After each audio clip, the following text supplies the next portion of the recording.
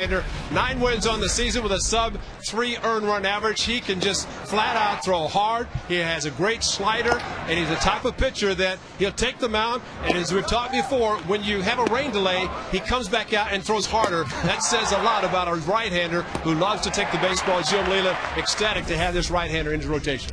And the A's will send Gio Gonzalez to the mound. Gonzalez had a real nice stretch going, a little bit of a speed bump in his last start, but we have really enjoyed the progress that this young man is making. Absolutely, and I think he has his good luck charm in the house tonight. His father, Max, who watched him pitch at Yankee Stadium, pitched very well there. Of course, he's very well on the road, 3-0 in those 7 games, not pitching as well here at the Coliseum. But for Gio, it's just trying to build some consistency. Against the last start, his start was against the Chicago White Sox. His former team probably got between his ears just a little bit too much, thinking too much, wasn't able to throw strikes. I think it affected him. He should be able to get back on the track tonight against the Tigers. So the A's had an off day yesterday. The Tigers had a walk-off win at Comerica Park. So we're set to go. Lineups at first pitch when we come back. The first of 3. It's the Tigers and the A's coming up on Comcast Sportsnet California.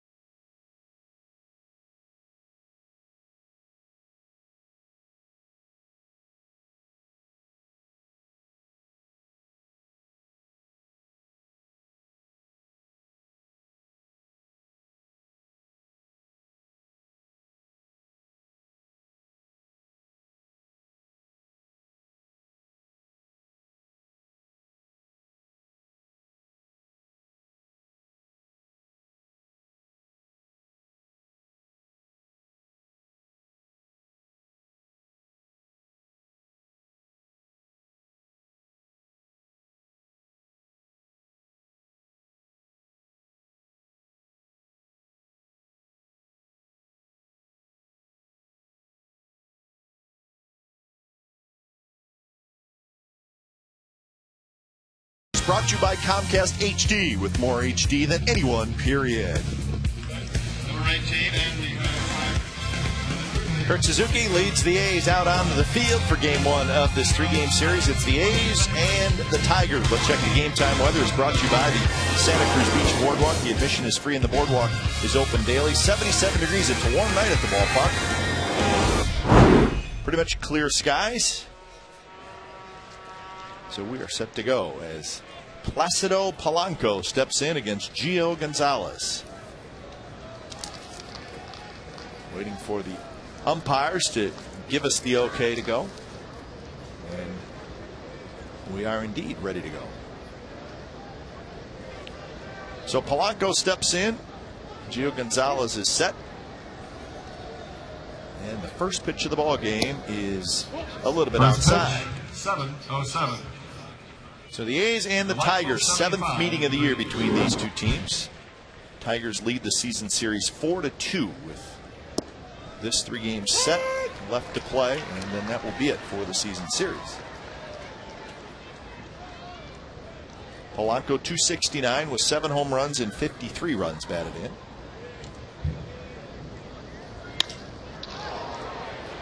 Toward Rajay Davis in right center field, and he has it. One out here in the first. Rest of the Tigers lineup. It's brought to you by McDonald's. Polanco, Timms, Rayburn, Cabrera, Ordonez, Inge, Thomas, Laird, and Everett. Defensively for the Athletics, Hairston, Davis, and Sweeney in the outfield. Kennedy, Pennington, Ellis, Derek Barton is back. He's playing first. Kurt Suzuki behind the plate, making his 100th start behind the plate for the Athletics this year. Still feeling like it's start number 1. Yep. So game number 121 overall for the Athletics. Kurt has DH'd a handful of games this year. Well, he did something. He's DHing, hitting fourth. That's not a good combination for him. He's got Hairston back in the lineup, so guys move back where they had been positioned.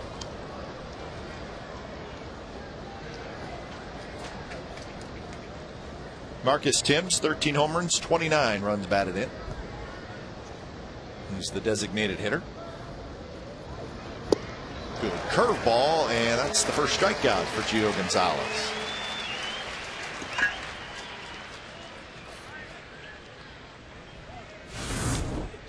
That's a great pitch for Gio. Something that he has to rely on. His curveball is basically fastball, curveball, occasional changeup. That was a good off-speed pitch against the White Sox in his last start. A little bit tentative with his curveball, but he needs to just throw it as hard as he can. He's going to see a lot of righties in the lineup tonight. Location with the fastball, and same place on the inside with the breaking ball. And that's something good to watch for tonight with Gio Gonzalez. We talked about it before the game. Throw the curveball hard. Yeah. That's the way it's the most effective. They do not want to give a hitter a chance to adjust to a slower type breaking pitch. Shot left center field, hit well, and that baby is gone. Ryan Rayburn, a line drive to deep left center field. 1-0 Tigers.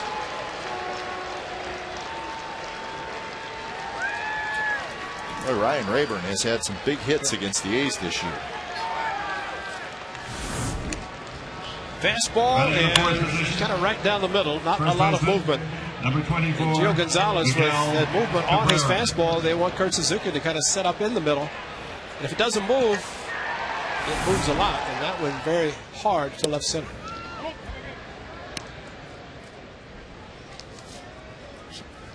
So Ryan Rayburn, his 3rd home run against the Athletics. He's got 10 RBIs. One of those was a slam Yeah. off Grant Anderson. Counted for 4 of the runs batted in. Aubrey Huff, now similar colors that he wore with the Orioles in their road uniforms. But now he's a member of the Tigers. Gonzalez reaches up and grabs it, flips to first, side retired. Ryan Rayburn, a solo home run, and the Tigers take an early 1-0 lead.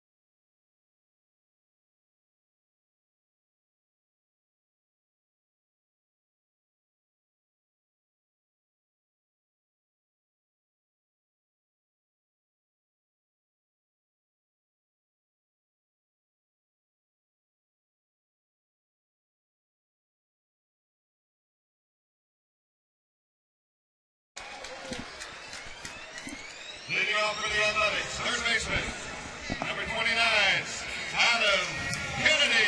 A Ryan Rayburn home run for the Tigers in the top of the first. So A's come to bat bottom of the first. This is their lineup. It's brought to you by McDonald's. Kennedy, Davis, Suzuki, Hairston, Sweeney, Ellis, Cuss, Barton, and Pennington.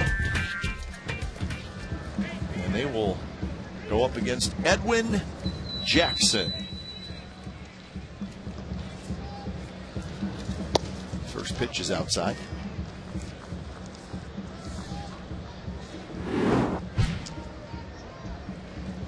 .281 average for Adam Kennedy. He was 1 for 12 in that series against the New York Yankees.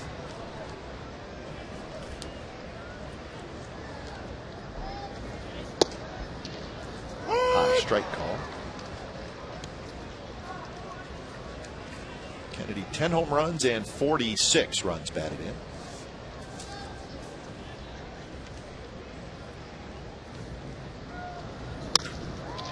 Driven to center, but Cleet Thomas goes back to his right. He's got it. Defensively for the Detroit Tigers tonight, they will have Ryan Rayburn in left, Cleet Thomas in center, Magglio Ordonez in right, and then Inge, Everett, Polanco, Cabrera on the infield. Gerald Laird is the catcher, and it's 25-year-old Edwin Jackson. Very good season for him. One of the 24 previous starts before tonight came against the Athletics at Tiger Stadium. 7 innings, 6 hits, a run. Did not walk a batter and 6 strikeouts. A very good young pitcher, and talked about in the open. Remember the Tampa Bay Rays, now with Jim Leland's Tigers, helping them to get in the postseason. They have a 2.5 game lead. And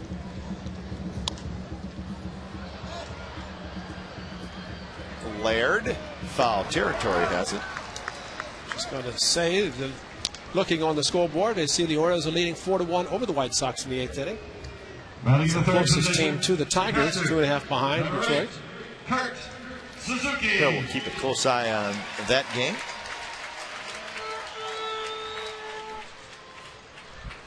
So 2 outs, and Kurt Suzuki steps in. So Edwin Jackson, the 4th best ERA in the American League. Greinke, Hernandez, Halladay, the 3 guys with better ERAs than Jackson, so pretty good company.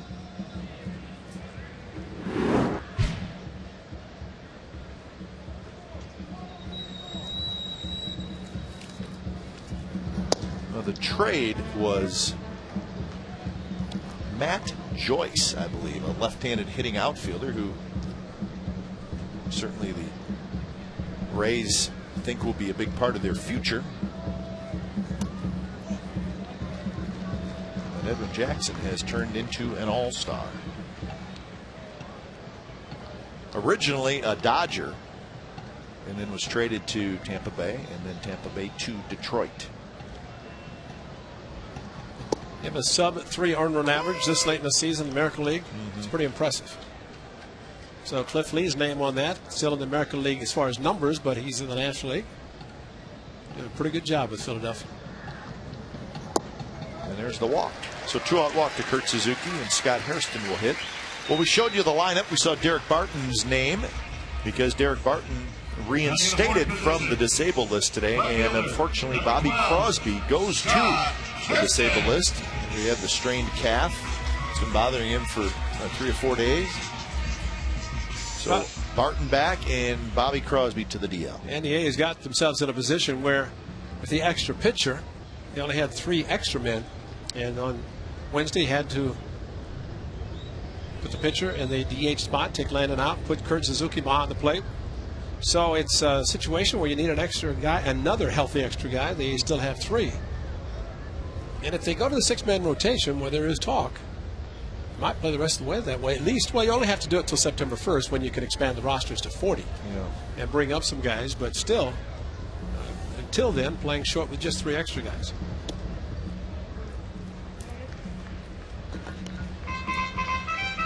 Hairston 273 with 5 homers and 21 runs batted in. Those numbers with the Athletics.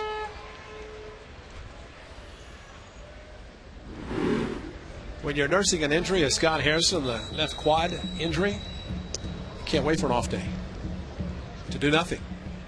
So didn't play Wednesday, almost pinch hit, as he said, today, but that means he has not played. So he's had yesterday off, third Wednesday, so help get the quad to where it's he's able to play, and good to see him in the lineup tonight. And would you say, Ray, that when you have an injury, but it's not serious enough that keeps you out where you're still playing with it, it never really fully heals? Exactly. Especially your legs. I mean, your whole body. But if you're, well, all players, pitchers and position players, need strong legs, and you have an injury, it's going to affect the rest of your game.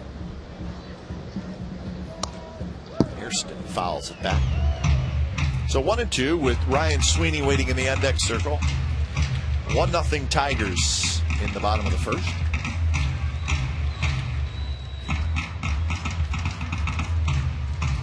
A's come in with a 53-67 record, and they're 28-32 at home as they continue this 9-game homestand. Jim Leyland, his Tigers in first place in the AL Central. Middle of the diamond, it's going to be Polanco, the second baseman, who comes in, makes the catch, side, retired.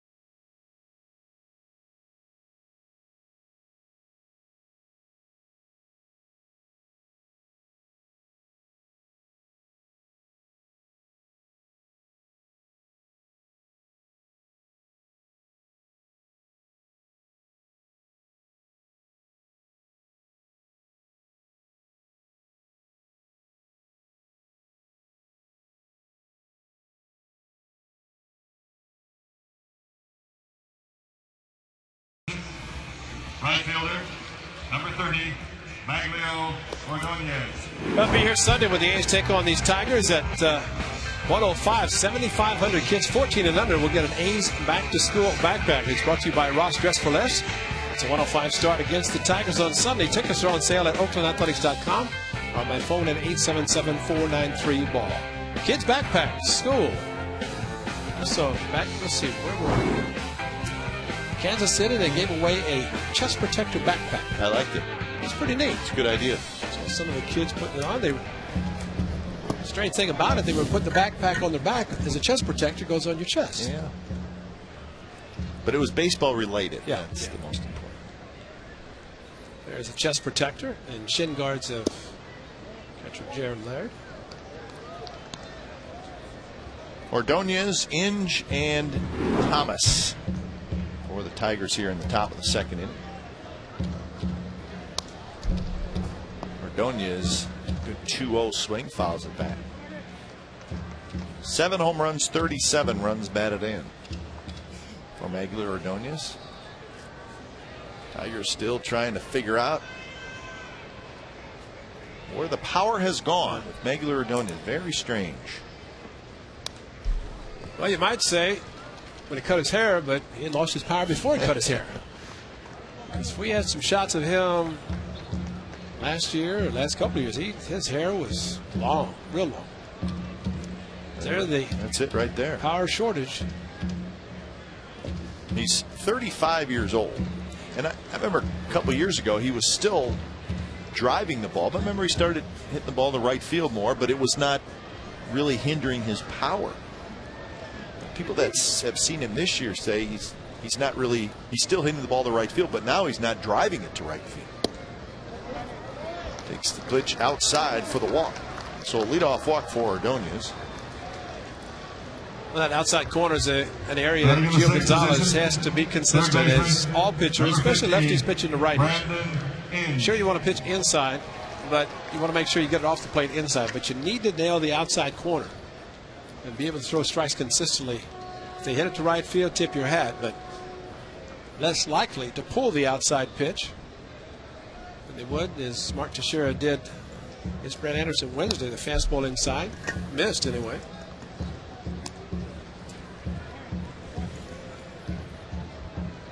Brandon Inge, 243, 24 home runs and 67 runs batted in. Inge was an all-star this year.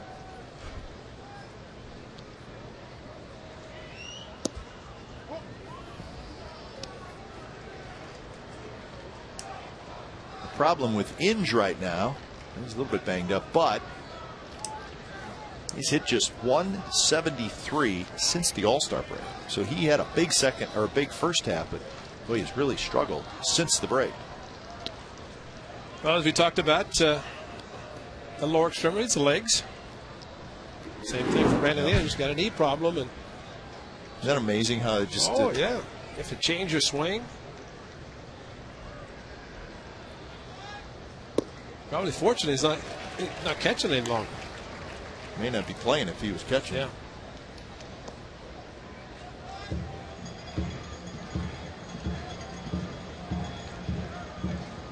Ordonez, the runner at first. Got a short lead. Inge rolls that breaking pitch foul.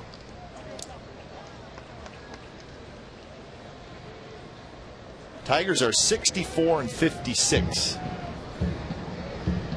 But they have not played well on the road. They're 24 and 36 on the road.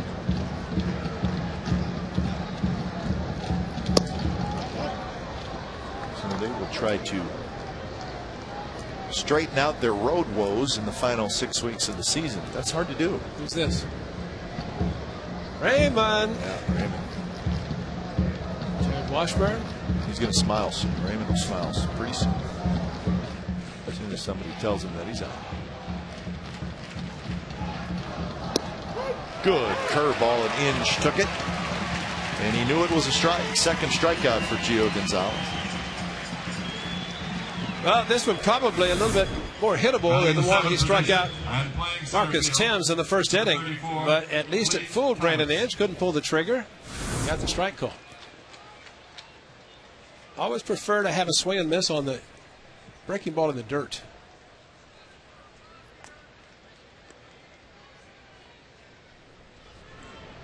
Here's Cleet Thomas. Thomas playing center field tonight. We're very used to seeing Curtis Granderson, the center fielder and the leadoff hitter for the Tigers, but Granderson, another guy who has been struggling in the second half.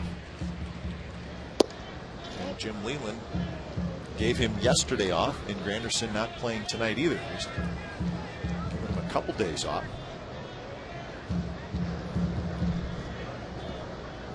The average okay, but he has not been as much of a run producer, and he is a run producer even though he bats leadoff.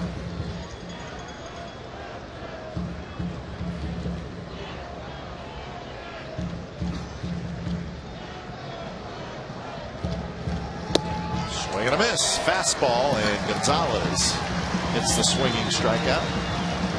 That's a great pitch by Gio. I've been throwing the breaking pitch, but throw a fastball, throw it off the plate, see if you can get a chase, and that's exactly what Thomas did in going out of the strike zone with Tommy Cam high above home plate, getting up on the fastball and out of the strike zone and chased it perfect.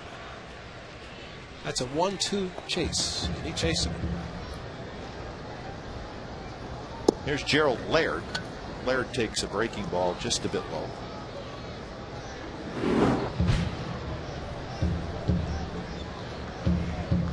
Laird came over in the offseason from the Texas Rangers. The Rangers, as we know, a couple of good young catchers, and they felt like they could trade Laird, and they did. But then had to trade for Pudge Rodriguez. Yeah, that's right. Talking to Jim Price, of course, former catcher with the Tigers, 68 World Championship team. He really likes what Gerald Laird has done for the Tigers, especially behind the plate. As we all know, the most important job of a catcher is his work behind the plate with the pitching staff. There's Jim Price. Whoa, what a star.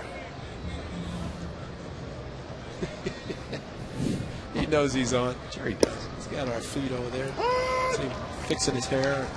Well, he's a handsome man. Catcher. That's right.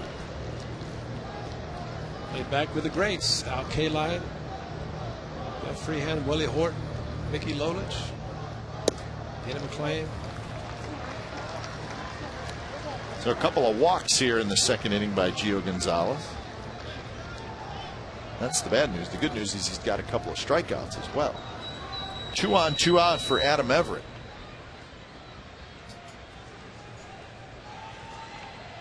A visit by the pitching coach Kurt Young.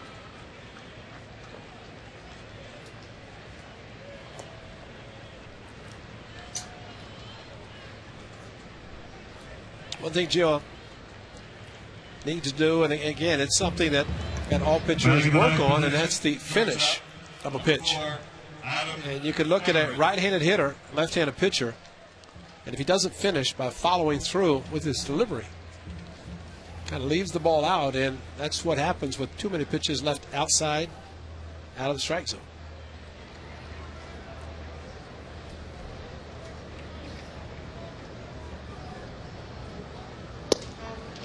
Strike to Adam Everett. Everett, the 9th place hitter for Detroit.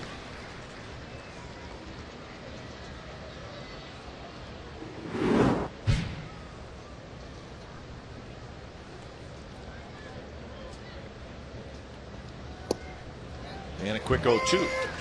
So fastball, curveball, both strikes. Ordonez, the runner at second, does not have great speed.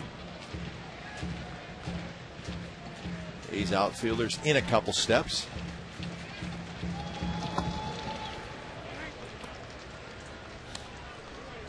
So 0-2, that's probably where you'd like to see that curveball. Yeah. Down, almost in the dirt.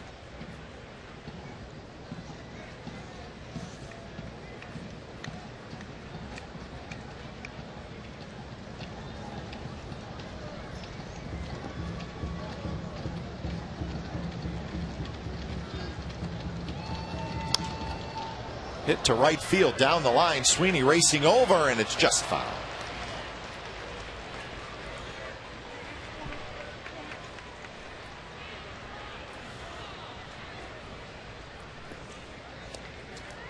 I think what hitters are doing against Gio Gonzalez, and in the future, it's going to be very important for him to utilize his changeup a little bit more. Yeah.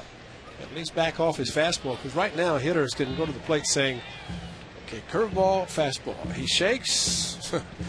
What's he going to? Is he shaking off the fastball and go to the curveball?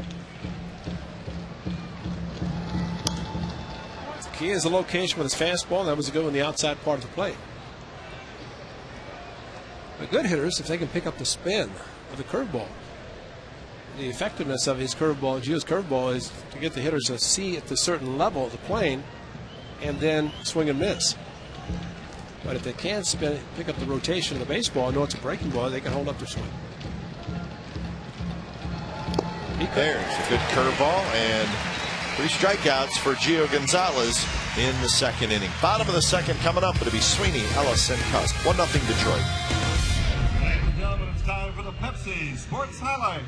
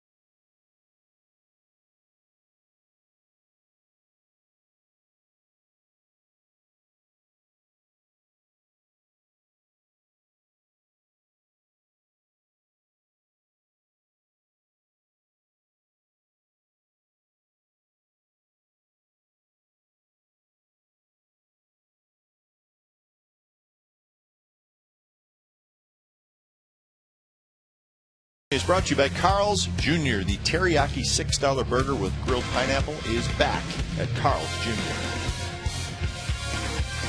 Bottom of the second as Ryan Sweeney steps in.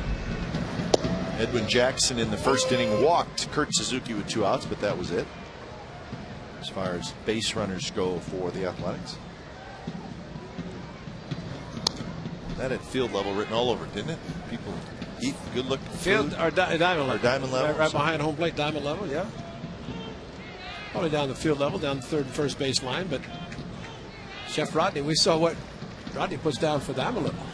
Look at Marty still smiling from Wednesday. That was something special.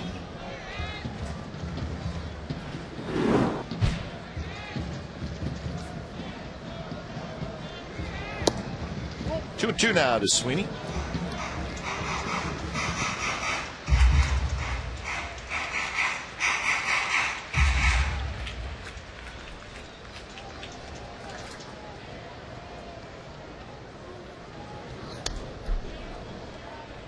That one 98 miles an hour. If there's such a thing as an easy 98.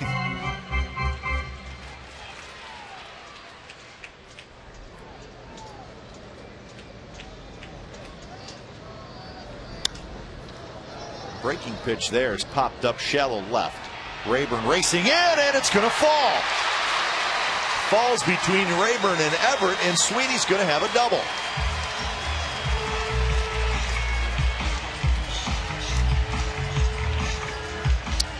You know, as high as the ball was hit, unless Rayburn lost it, should have been his. I don't think he saw it initially, and once Everett went out and you have to see an outfielder go in the slide, it's not going to work. Yeah, I think Rayburn was looking for Everett to catch the ball the whole way. Just that's a great shot, guys, to see the back of his head looking up at Everett instead of looking at the ball. But definitely a ball hit high enough in the air, should have been caught. You know, Ryan Sweeney in Tampa. He's taken out of the game, but, you know, he runs hard now. Yep. That's a double, and he hustled into second base. Very embarrassing if you don't see a ball like that drop, assuming it's going to be caught. So good to see Ryan Sweeney hustling all the way. A quick 0-2 to Mark Ellis. Still leading the majors in RBIs in the month of August, 21. And 3 pitches, and they were all perfectly placed. Mark Ellis is chewing on Adrian Johnson pretty good. Well, we have had some games where Adrian Johnson's strike zone has been a little bit wide. Take a look, and yeah, Laird moved his body back over and bringing it back into the strike zone, but a little bit off the plate. And I think Mark Ellis was correct in his assumption of where that location of the pitch was.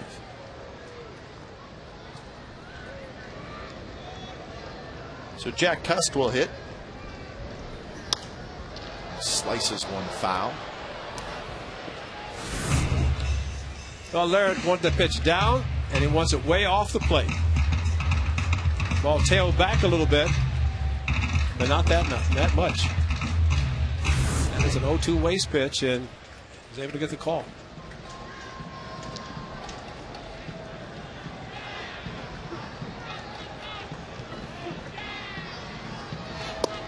Inside corner, strike 2 call. 0-2, 97 miles an hour on the inside corner. But I think the description of an easy delivery, and as a hitter, you see a pitcher really wind up hard and gives a major effort. You think it's going to be up in that area velocity-wise, but he does it so easily.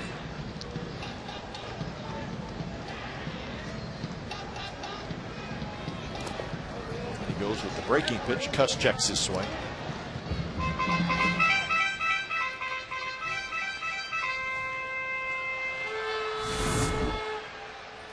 Nice and easy. Big leg kick, runner at second, no problem there, and curveball in the dirt, good block by his catcher. You watch that, it's really a pretty simple delivery. He's 6'3", 210 pounds. Is Edwin Jackson. Gerald Laird blocks it. Sweeney's going to try for third, and he'll make it with a head first slide.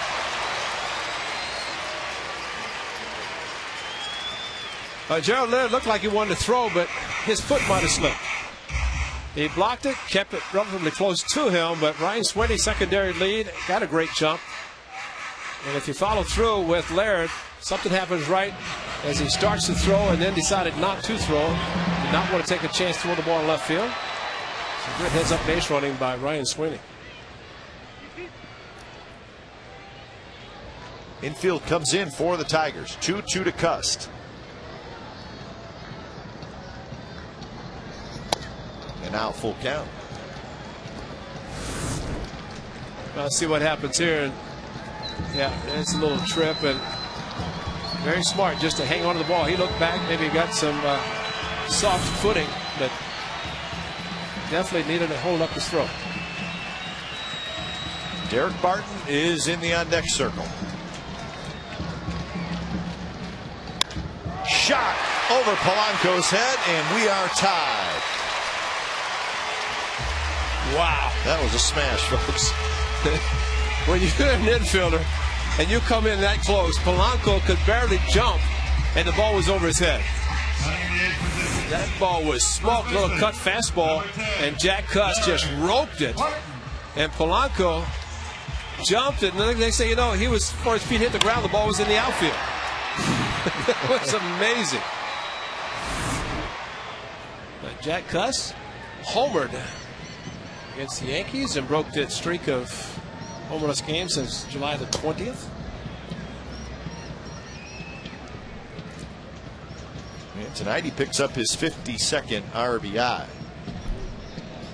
So a 1-1 game. A's take advantage of the wild pitch. Yes, they do. And that's a credit to one Ryan Sweeney, because the ball's right at Polanco if he was playing back in normal position. 1-1 to Barton with Cliff Pennington in the on-deck circle.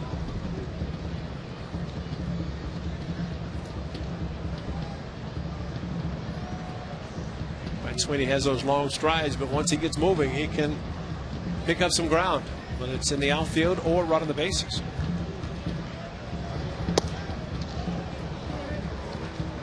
Jackson with an off-speed pitch, and he misses, so it's 2-1.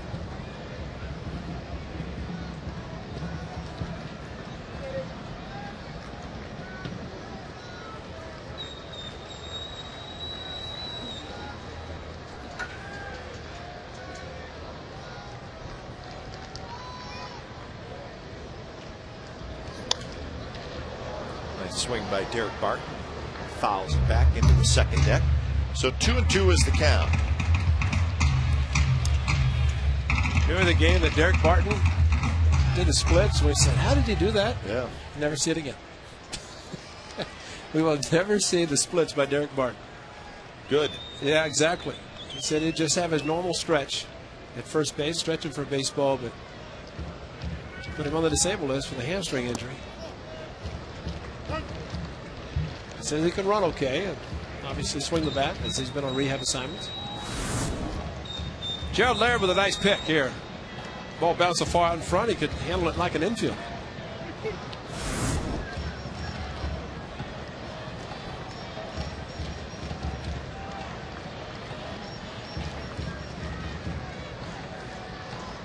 So a run in for the A's, and the 3-2. Cust takes off, and that's driven to right field. Going back is Ordonez near the warning track. He's got it. Cust back to first. So 2 outs here in the second inning. Good swing by Derek Barton. In the ninth position. Just a question if he hit it trademark a little bit towards the end of the bat. Because when it left his bat, it looked like it had a chance to do a lot more than what it did. Nice follow through. They just wonder if he was swinging a Reggie Jackson 39-ounce bat. That ball would have carried a little bit better. I think it would have. May have to start your swing a little sooner. Babe Ruth used a 52-ounce bat. Started his swing just in time for Yes, 714 home runs. bigger sweet spot. Fool. He got one log to start the season, and that was his only log of the year. 52 ounces of solid wood. You don't need to get extra bats.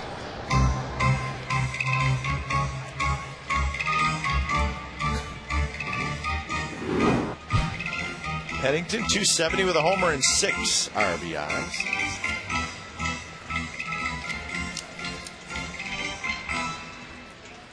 Pennington was 1 for 9 in that series against the Yankees. His 2 hits in his last 17 at bats. And Jackson throws it away. Here comes Cust. He hits the bag at second. He's digging for third, and he will make it. The errant pickoff attempt at first here at the Coliseum is going to cost you every single time. And not 60 feet. And you're lucky if you have a not so fast runner. Jack Cust, good speed. But this ball, pretty good angle for the infielders to go after it. Cabrera had a sail over his head. Jack Cust able to get to third base. Of course, we saw Rajay Davis score on the ball overthrown by Joe Saunders. That was fun.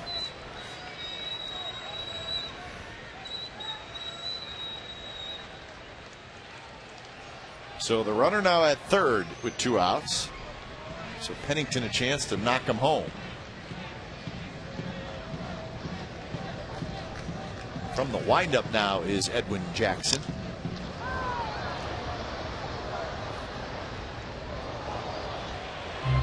Well, both Gio Gonzalez and Edwin Jackson, a lot of pitches in the early part of this game. This would be pitch number 40 from Jackson.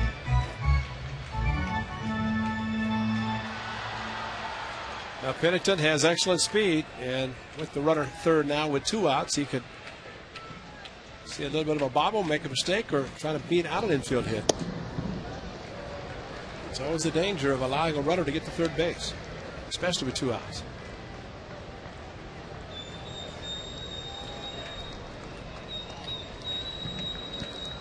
There they go, 40 and 40 so far for the 2 guys. Fastball, swing and a miss, 98 miles an hour. So a couple of strikeouts for Edwin Jackson, but Jack Cust with an RBI single, and we're tied.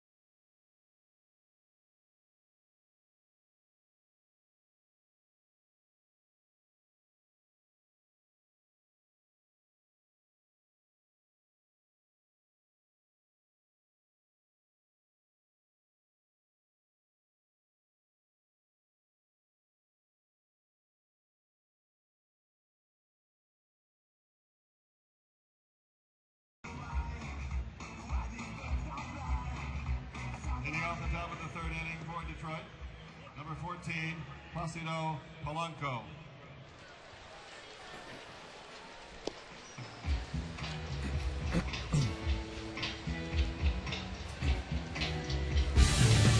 Well, make sure you visit the A's page on csncalifornia.com to vote in tonight's poll. Who will win the AL Central, Tigers, Twins, or White Sox? White Sox ended up losing that game to the Orioles. So Tigers pick up a half game thanks to that. So it's now a 3-game lead for Detroit. Minnesota is leading Kansas City 4-3 in the 9th inning. That game being played in Kansas City.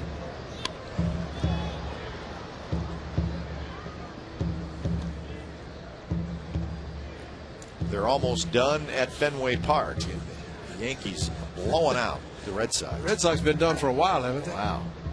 16-7 is the score right now, and they are in the 9th inning. So we'll take a look at that box score when it goes final. Wonder how Neil Diamond played out in the bottom of the 8th inning. Muted. Maybe not quite as loud as it usually is. Or after Neil Diamond came on to the bottom of the 8th, they all left. Maybe. And you know they're sold out this weekend. Big time. That's for sure. So that'd be 5 in a row that the Yankees will have beaten the White Sox.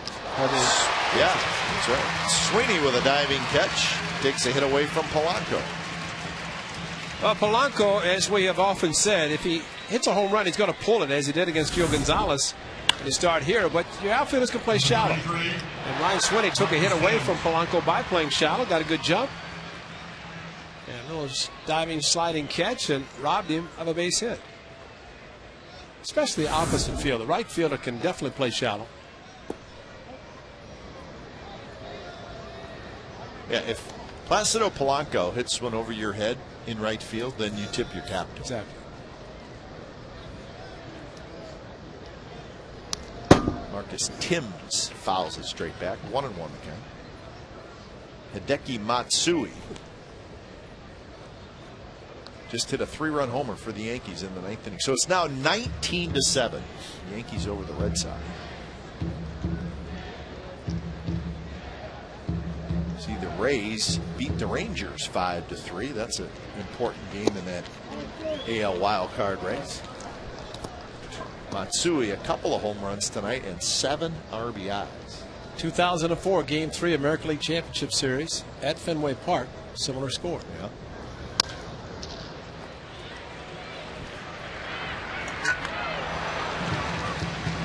Marcus Timms is retired. Tigers took 2 out of 3 from Seattle, and this is how they won yesterday. Bottom of the 9th. Lee Thomas. It was a 2-run 9th inning against David Ardsma. So the Mariners thought they had one. They had their closer in. But Clete Thomas, a 2-out single after an inch sacrifice fly, and Tigers won the game. Short flight, but long trip for the Mariners to Cleveland, where they're playing tonight. That was a very quick swing by Thomas that got to right field very quickly. That one's hit well, and Ryan Rayburn has done it again. Ryan Rayburn, a 2-homer game, and the Tigers lead 2-1.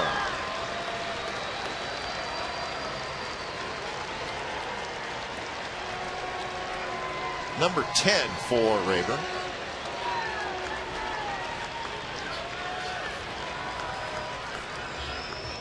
Now batting, number 24. Well, one of the few changeups that Gio Gonzalez will throw, and definitely has thrown. Gio's head went down. He didn't look.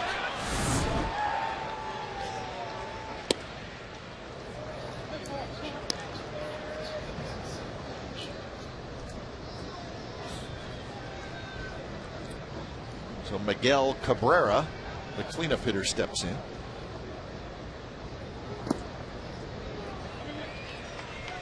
So Ryan Rayburn, a solo homer in the first, a solo homer here in the third. 4 home runs now this year against the Athletics for Rayburn.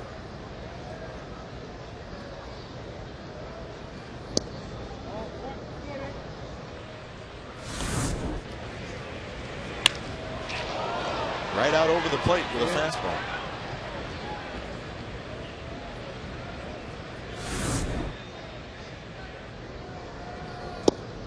Good pitch at the knees to even the count at 2-2.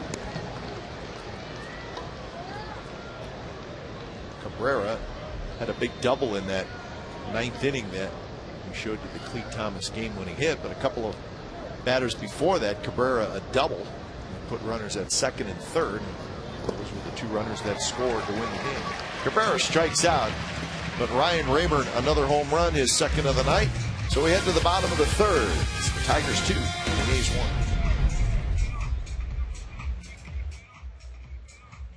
Ladies and gentlemen, it's time for the Aquafina water break.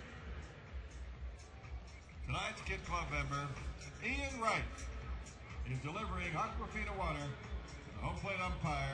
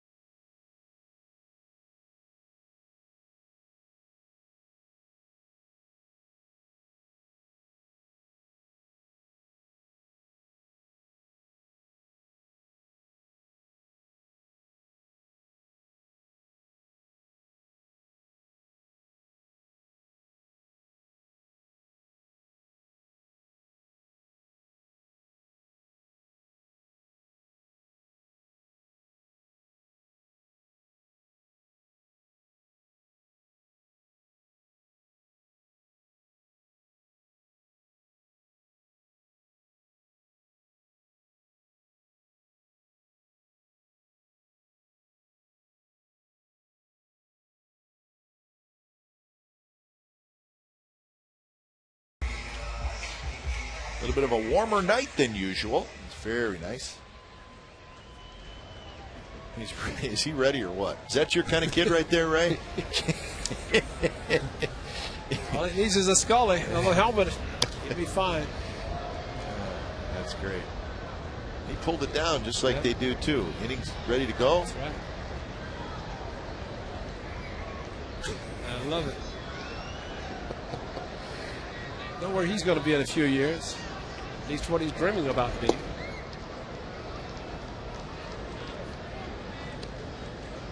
It looks better than 5'10". Where's he been, by the way? Did something happen at 5'10"?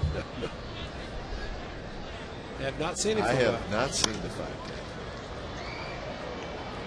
That makes me concerned now. I don't know. We don't know where that's his spot. No, that's down the left field. Yeah, he's the bleacher guy. Yeah, he was a regular. Just haven't seen him. On the ground, a big hop for Everett. Kennedy is retired. Tomorrow the A's continue this series with the Detroit Tigers. Game time 6:05 tomorrow. Stick around afterwards for one of the best post-game fireworks show. It has been brought to you by Chevron.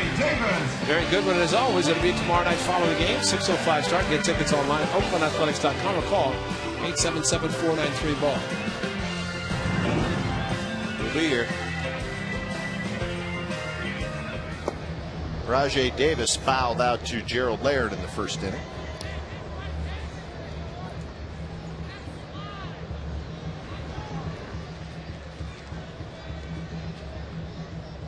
Each team with 2 hits. Ordonez takes care of Rajay Davis. Lots of kids at the ballpark tonight. The catcher, number 8. He's ready. Suzuki. That's the little girl. She said, "You catch it. Yeah, you catch I'll it. drink it." That's great. All these kids, and we're showing them, and who knows? Next thing you know, they'll be playing on the field. You never know. Maybe up at the booth with us. That's right. Sideline reporter.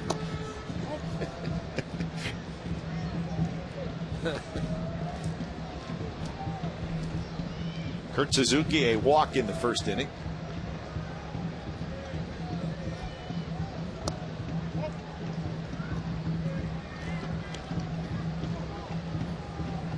Edwin Jackson with A couple of strikeouts and that one walk.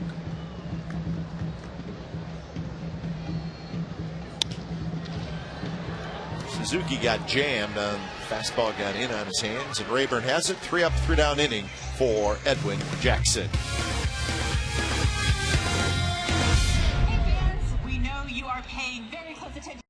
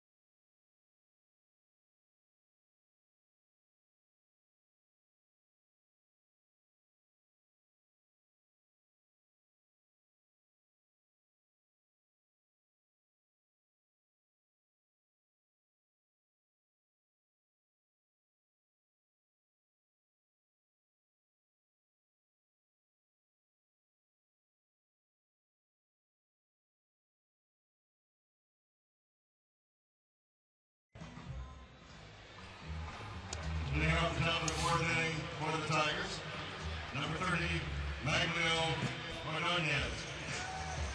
Here's our Subway Eat Fresh Ask Glenn and Ray question. You can log on to csncalifornia.com to post your question.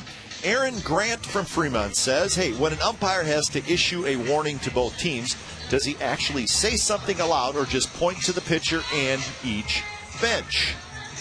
Well, it happened Tuesday. CC Sabathia was pitching against the A's. Threw a ball behind Kurt Suzuki, and this was after Alex Rodriguez had been hit by Mazzaro, and Jerry Lane pointed to them and said, I like you guys, but you know what? I just warned you. Bob Guerin wanted to come out and find out why. But a warning basically means that in the umpire's discretion, if he deems that the pitcher is throwing at a hitter, he can eject him immediately. And usually it takes away the inside pitch, because that's the pitch you're usually going to hit somebody with if it gets away. So Bob Guerin was questioning Jerry Lane because managers do not like to have that call. Number 15, Brandon Inge. You're warned. You're warned. And CC, how you doing, buddy? You're too big to warn you. So the fact that he comes out, points at each bench, everybody knows what that means. But in Jerry Lane's case, he did it verbally as well. But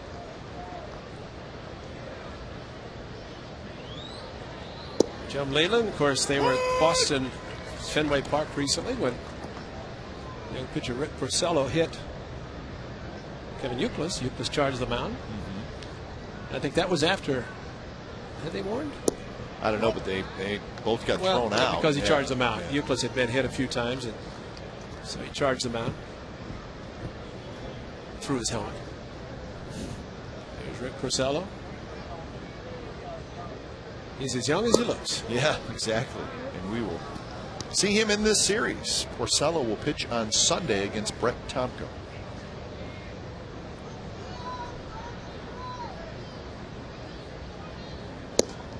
Fastball on 3-1 and in swings and misses. In struck out looking in the 2nd inning.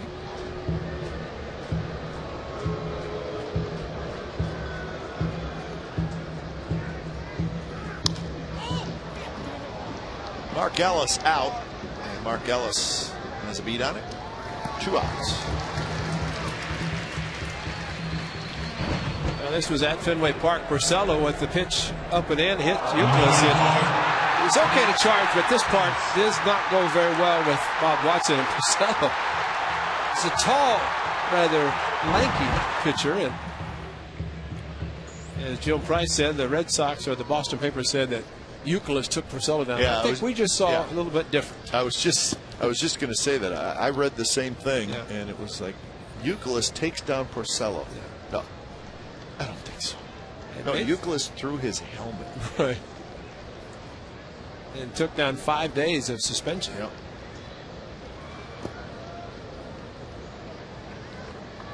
I thought Euclid just got mad when he made an out. Yeah. This is what he looks like when he makes an out. And Porcello with his hands up. What are you doing? What are you doing? And he took his momentum and took him to the ground. And then pinned him. And then he jabbed his finger in his eyeball.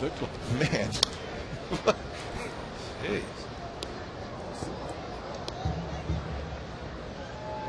But the young man's all right. He's going to be a good pitcher for a long time.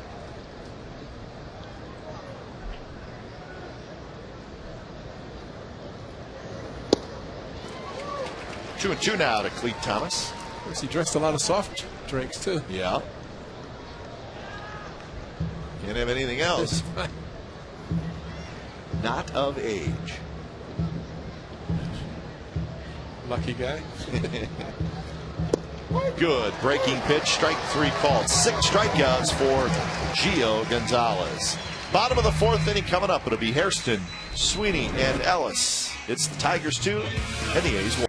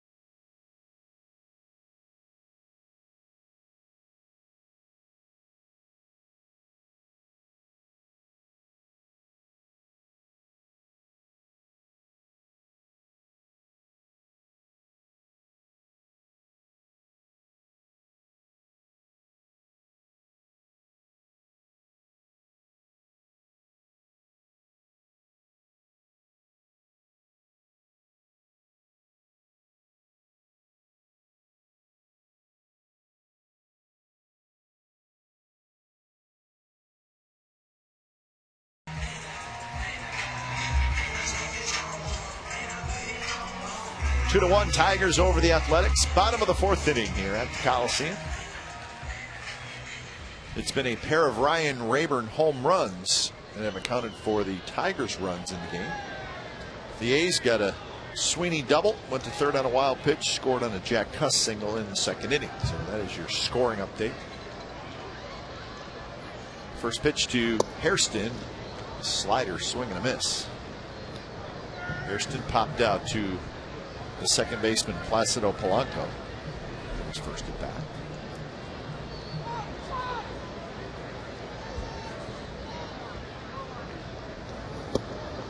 Another breaking pitch, and it's a quick 0-2.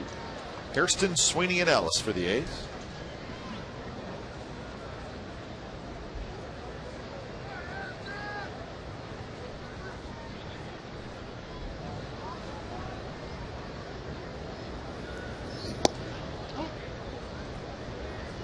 Jackson has got that call on the outside corner a couple of times tonight, so he went right back there on 0-2.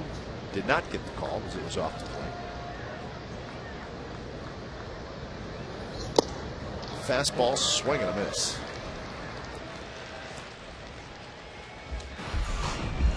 Well, in Detroit, Edwin Jackson against the A's. Of course, Tigers scored 5 in the first inning.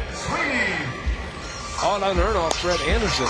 But Jackson was a rain delay, remember? It looked like it was just going to keep raining and raining. And he came back out.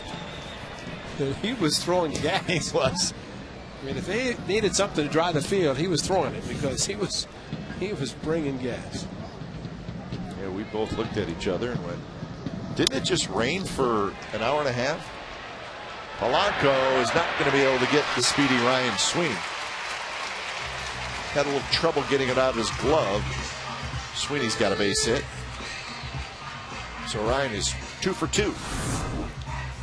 Yeah, Polanco got it just right there, bobbled the ball, and just Number 14. in a desperation throw to Cabrera.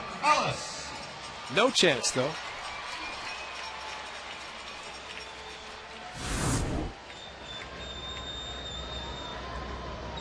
So that is hit number 3 for the A's.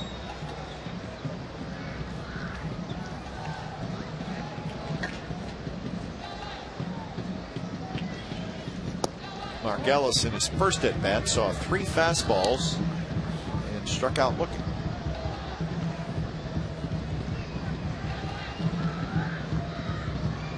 It's a final at Fenway. Yankees 20, Red Sox 11. Yankees had 23 hits. 21 runs, 31 runs, 35 hits. Yep. Jeez. Not a souvenir is that? Not at Fenway.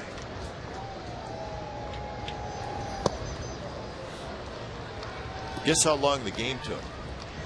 Well, I'd say, wow, 3 hours and 57 minutes. That's unbelievable. That's New York and Boston. That's about normal, right? Yeah. Mark Ellis fouls the fastball back, 1-2. But what that does is it gives the Yankees now a 7.5 game lead in the AL East. Yeah, 1 game equals 2, basically. I mean, you're facing a team that's chasing you.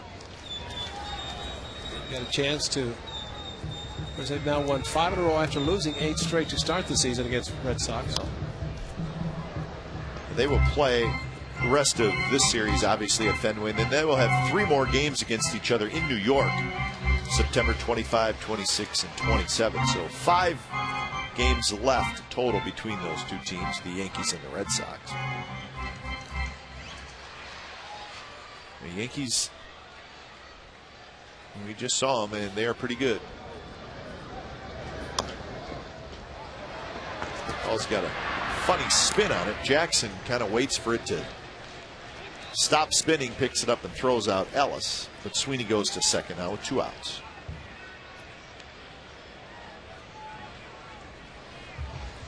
Jackson's throwing a pretty good cut fastball tonight. Ball hit by Mark Ellis off the end of the bat. That's an indication of a pretty good pitch where it looks like it's a hittable pitch, but then cuts just enough to go off the end of the bat.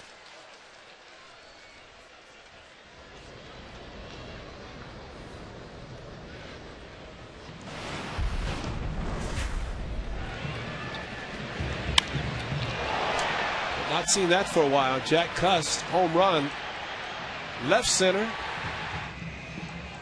First of July the 20th.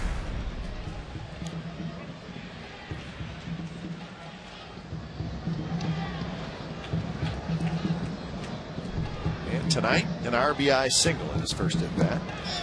The ball pops away from Gerald Laird and Sweeney to third.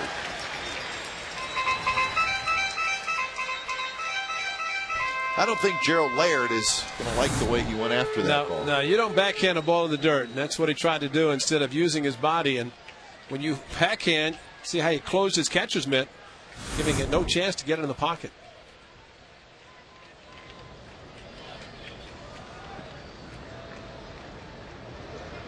So wild pitch. Sweeney now at third.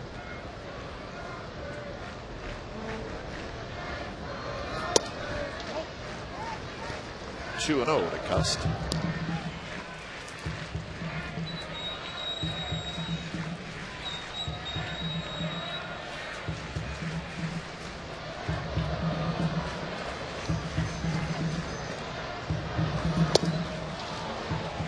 2-0, and I guess when you got a fastball like Jackson has, you can challenge people 2-0, and he did right there, 97 miles an hour. Especially up in the strike zone.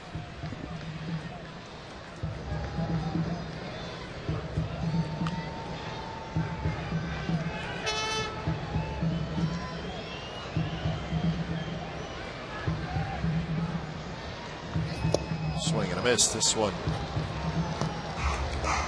down and in. So Jack Cust is going to take a little walk.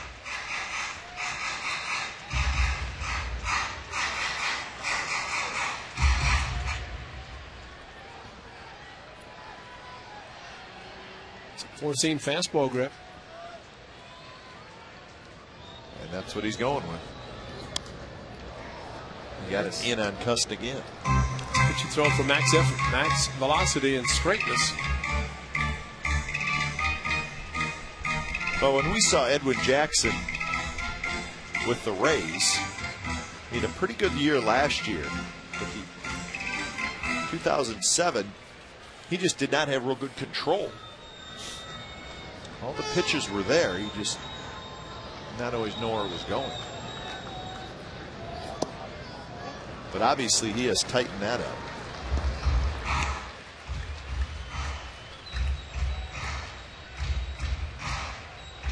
Last year with the Rays, he was 14-11 with a 4.42 ERA. He made 31 starts. So he has made significant strides each year in the big leagues. Swing and a miss, a fastball, 99 miles an hour. And Cust strikes out. That's 4 strikeouts for Edwin Jackson. Hi fans, I am sitting in section 2.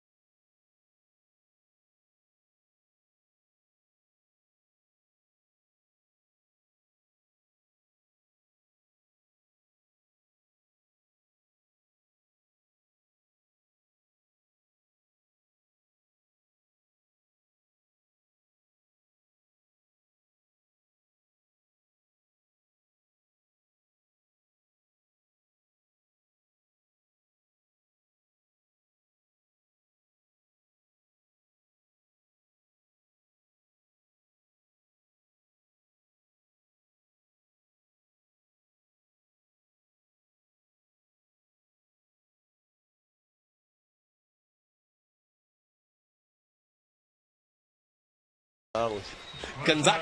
What did he say? Gonzalez.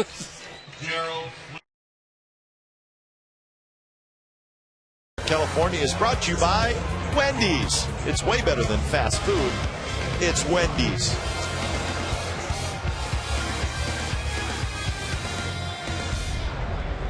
Tigers 2, A's 1. We have reached the top of the 5th inning here at the Coliseum.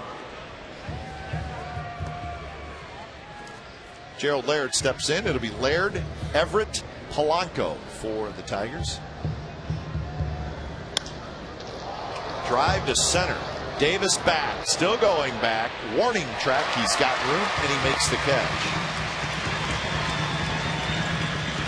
So a well-struck ball by Gerald Laird, but it kind of hung up there, which certainly gives Rajay Davis a pretty good chance to track it down. And a good location. Fastball outside. Power hitter. And there's, again, the importance of pitching outside, especially first ball hitting by Gerald Laird. If it's middle plate in, got a chance to pull it a little bit more and shorter distance and maybe a home run.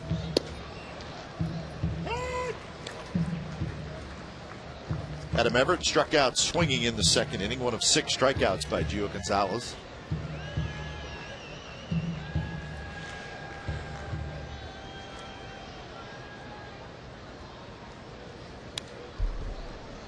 Yeah. 0-2 count now to Adam Everett.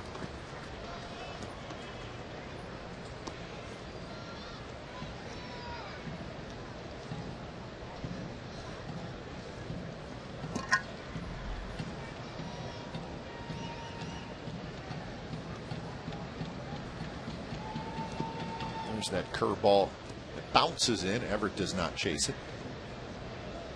How about that? Check the breakdown. Remember now, he's from Miami. He likes it hot. He likes it humid. The numbers back it up. 75 first pitch tonight. Backhand by Kennedy. Straightens up and throws out Everett.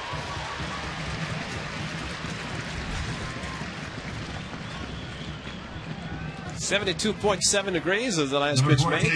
You ever notice when Adam Kennedy never panics? Nope. Nope. That's a good call. I mean, he played at second, moves over to third base, and casually catches the ball. Nice, easy throw across the diamond. Whether he's running after a foul ball in play to catch in the air, a ground ball, or swinging the bat, just kind of a great way to play the game. And you know what? He has a air of confidence on the field, and not cockiness. It's just he doesn't seem to get too bothered by any ground ball, backhand, forehand. In the hole, Pennington's going to show off that arm. Not in time. Polanco just beat it out. Now, think about Polanco. He is running out of the box as soon as he hits it.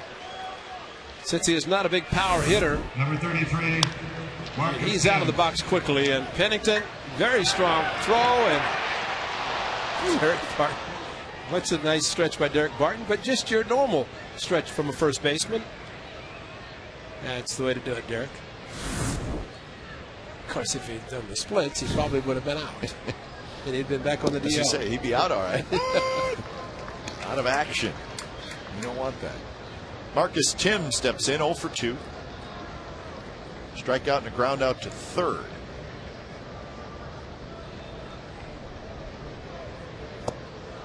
Ball swing and a miss. Timms is 0 for his last 14.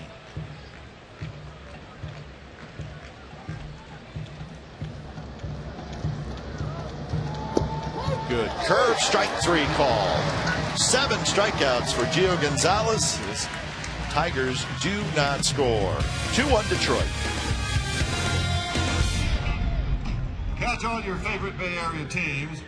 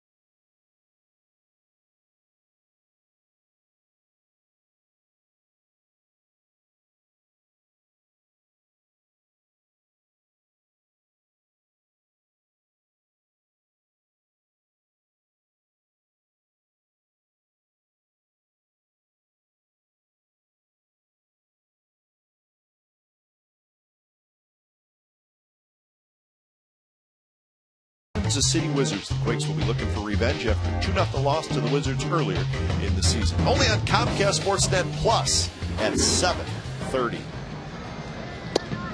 Derek Barton leading it off for the A's in the bottom of the 5th inning. Barton, Pennington, and Kennedy against Edwin Jackson.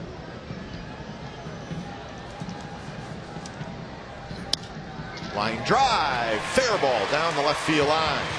Barton rounding first, and now the ball kicks away from Rayburn, and Barton's going to get to second.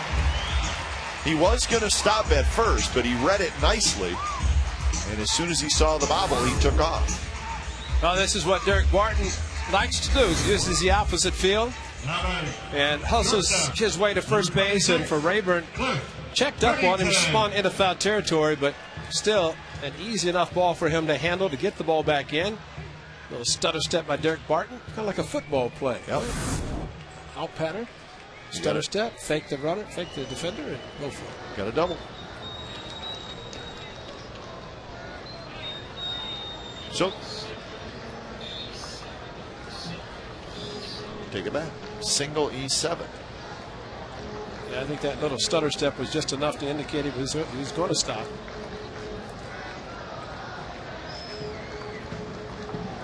So Pennington to bunt, and he bunts it foul. So that's the second error in the ball game for Detroit.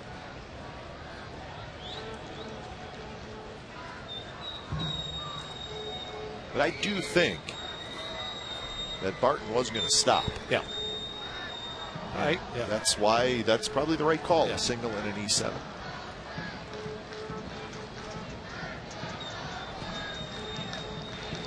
Well, the A's capitalized on a couple of mistakes by the Tigers in the second inning to help them score. Pennington, not a bad idea to try to sacrifice, get Barton over to third base. 98-mile-an-hour fastball is tough to pull. Yeah. That's what Pennington will be trying to do. You also take the 97-mile-an-hour fastball hit to left field. There is a Mack truck-sized hole between third and short.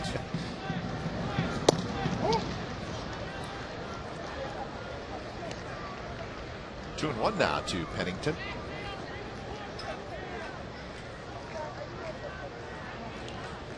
Derek Barton does not need to get such a big lead that takes a chance of getting picked off. As if Pennington does his job, he'll be able to walk to third base, especially if he bunts it to third and forces Brandon in to catch the ball, field it.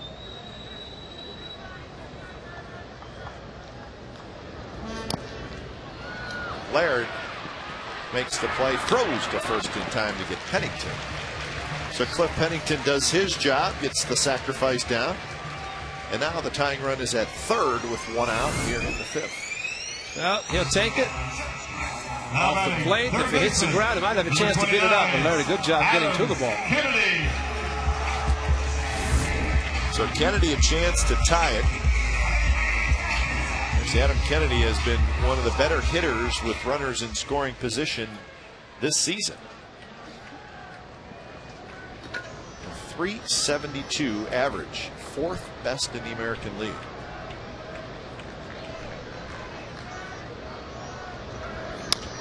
Bounces that one. Polanco has it. He's coming home, and the tag is made, and Barton's out.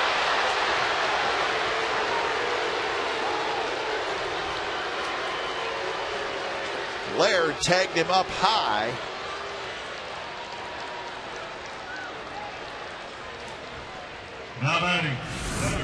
Went on contact and thought maybe Kennedy had hit it softly enough.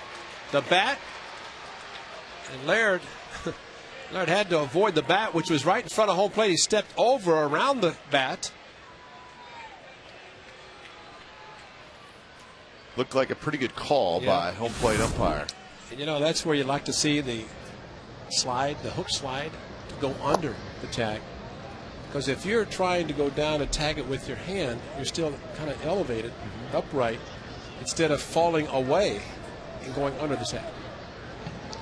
But hamstring injury, you know, coming off that injury might have affected how he was going to slide.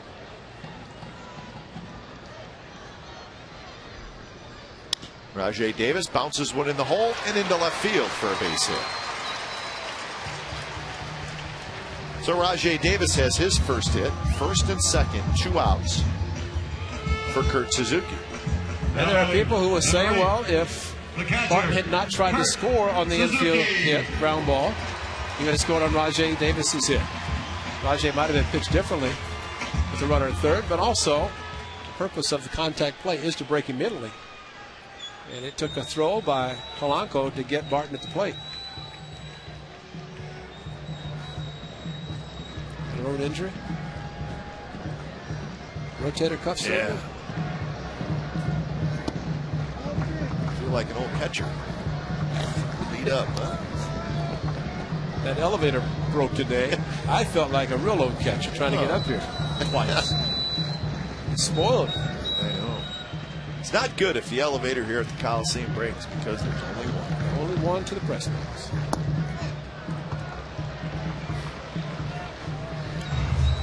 But we understand it's working, and who was the first person to make sure that it was working? It wasn't me. I don't want to be the guy that tries it out. Kurt was looking for volunteers. We think it's working, but does anybody want to try it? That's what we said. And the elevator operator says we think it's working. That's not good enough for me. I need more than that.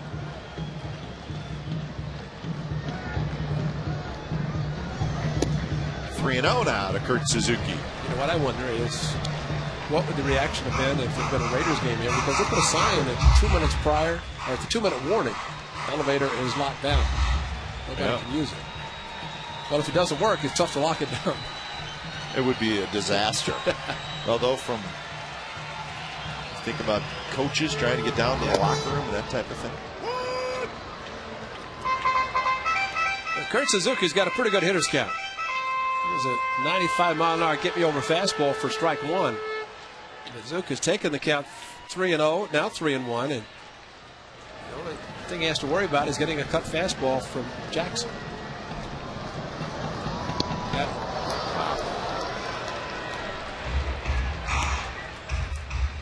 it. 3-2 with 2 outs, so the runners will be on the move.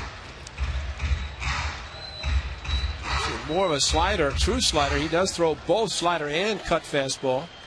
Cutter is a little bit harder considering he throws mid to upper 90s with his fastball, so Cutter probably will be in the low 90s. Runners take off, and a foul tip. Laird hangs on, and that is strikeout number 5. A strand to pair, and do not score. Fans, it's time to tune up your strings and start.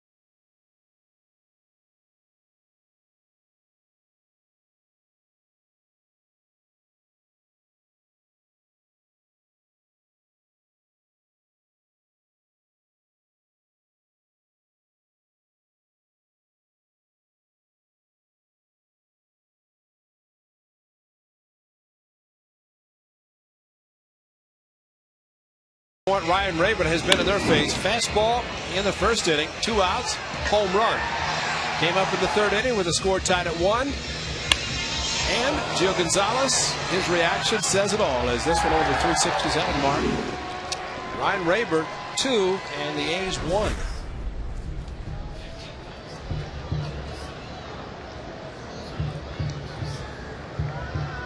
Oh, he's up again. Oh, he's leading off an inning. There are 2 outs, so that's good.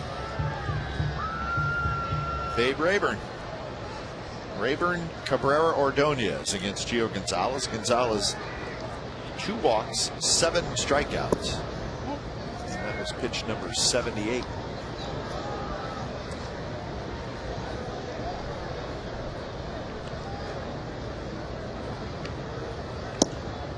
Curveball off the plate to make it 2-0.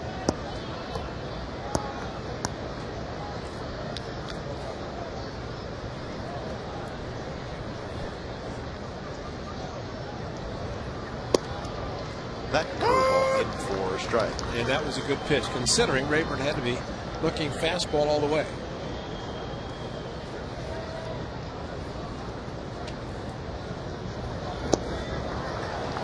And there was the changeup, a good one.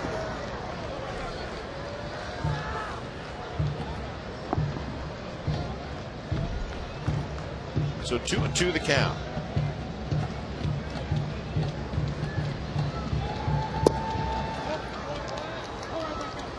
And that's 3 in a row, make it 4.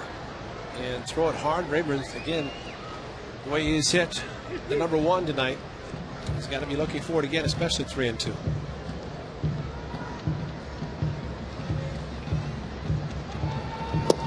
Got it. And without any hesitation, Suzuki puts down the number 2. Gio Gonzalez, the windup, throws it at Ryan Rayburn. As most hitters, Number 24, will be looking fastball again, Miguel 3-2, and Cabrera. this time swing and a miss.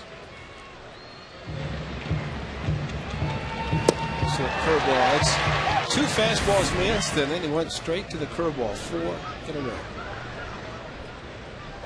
Inside to Cabrera.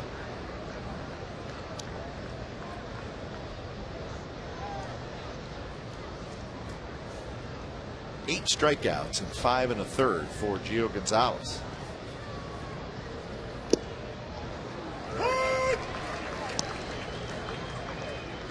Gonzalez with the 8 strikeouts, that ties a season high. At Cleveland, at Boston, same road trip.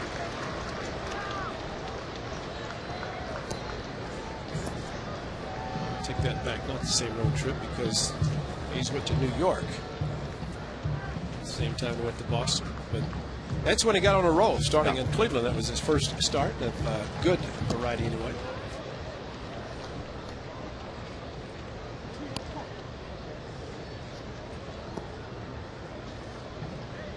He's got 3 looking strikeouts and 5 swinging.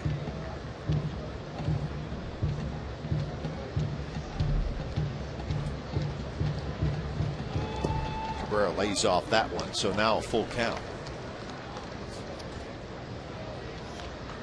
You'd have to think he's going to throw it again. Did it to Rayburn, with Ordonez looking on. Rayburn swung over the 3-2 curveball. There it is. Cabrera takes it, and it's the walk. So that's the 3rd walk issued by Gio Gonzalez. Number 30, Maglio Ordonez. So Ordonez will hit.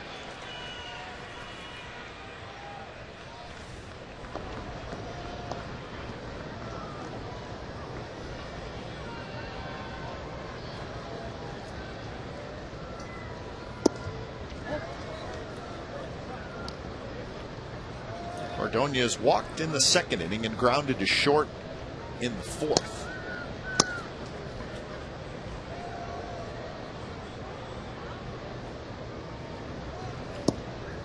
And now 2-0. Suzuki scrambles after it.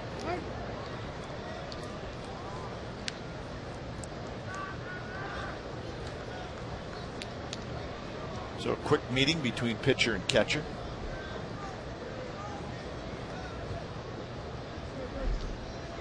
pitch count at 91. We're going to get some action now out in the A's bullpen. Brad Ziegler is going to start to loosen up. He's telling himself, come on. Come on. Get through the 6th, take it back, trailing 2-1. Hope his club will come back. Just a bit low now, 3-0. Brandon Inge waits in the on deck circle.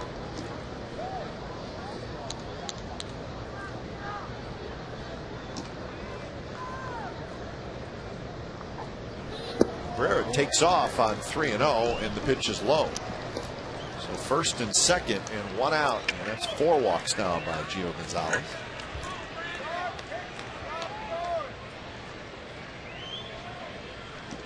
Kurt Young will jog out.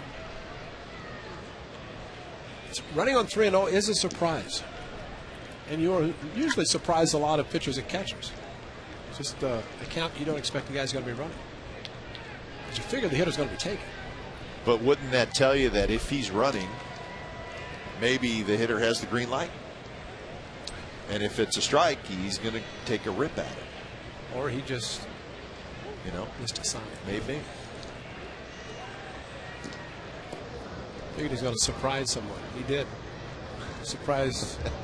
Now batting, number 15. I think he surprised Brandon Inge. Gio Gonzalez maybe when he took off. Yeah. So here's Brandon Inge.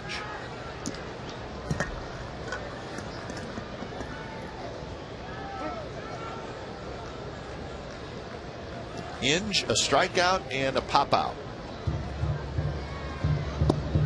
Curveball's inside. So Gonzalez has lost the strike zone here a little bit in the 6th inning.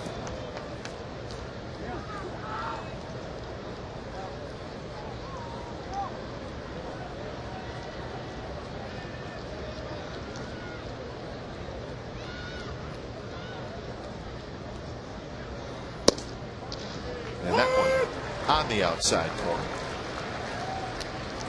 So Cabrera and Ordonez are the runners. So not a lot of speed on the bases for the Tigers.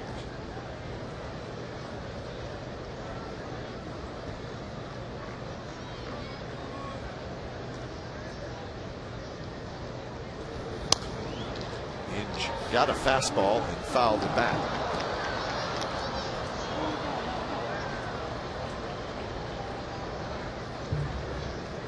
Well, head in the count 1-2, and this is where he has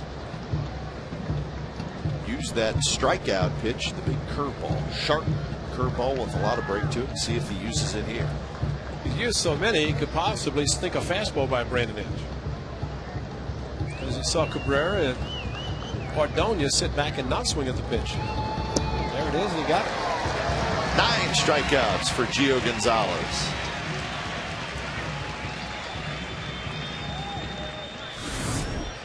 Number 34. Well, they went right after it, James and Thomas. a good breaking ball and Brandon Inge.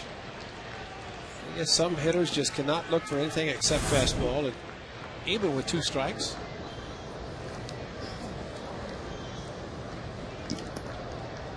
Missing one. Thought Gio's season high is 8. Don't have to worry about. Oh, he's got 8. You better get ready. But if it's a guy, you got to be ready if a guy gets a career high in strikeouts, and that's what Gio Gonzalez just got. Maybe that was the gold ball. No, just a regular old green and gray K. So 9 strikeouts. And he's ahead 0-1 to Cleet Thomas. Maybe before he gets the other piece of tape on, he on number 10. Yep, maybe.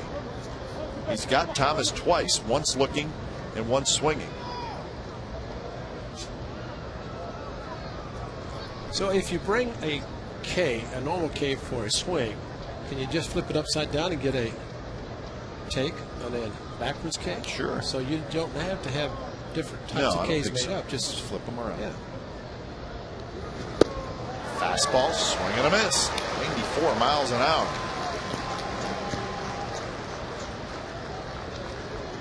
So Gonzalez has Thomas set up here.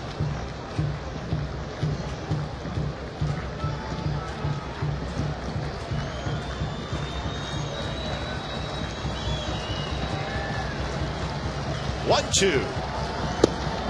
Whoa, didn't miss by much. Adrian Johnson looked like he wanted to call it. Maybe he was looking for a breaking ball. Watch Johnson come up and start with the right. Now he looked outside.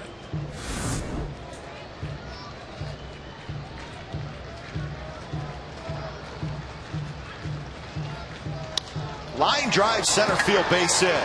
Davis picks it up. Throw to the plate. Cabrera will score as the ball is cut off. So Cleet Thomas hangs in there and ends up getting the big 2-out RBI hit. So 3-1 Tigers. And that is going to be it for Gio Gonzalez. So unfortunately, he's going to leave the game. Pitched well, but he's going to have a sour taste in his mouth. Giving up the 2-out hit to Thomas to knock in a run.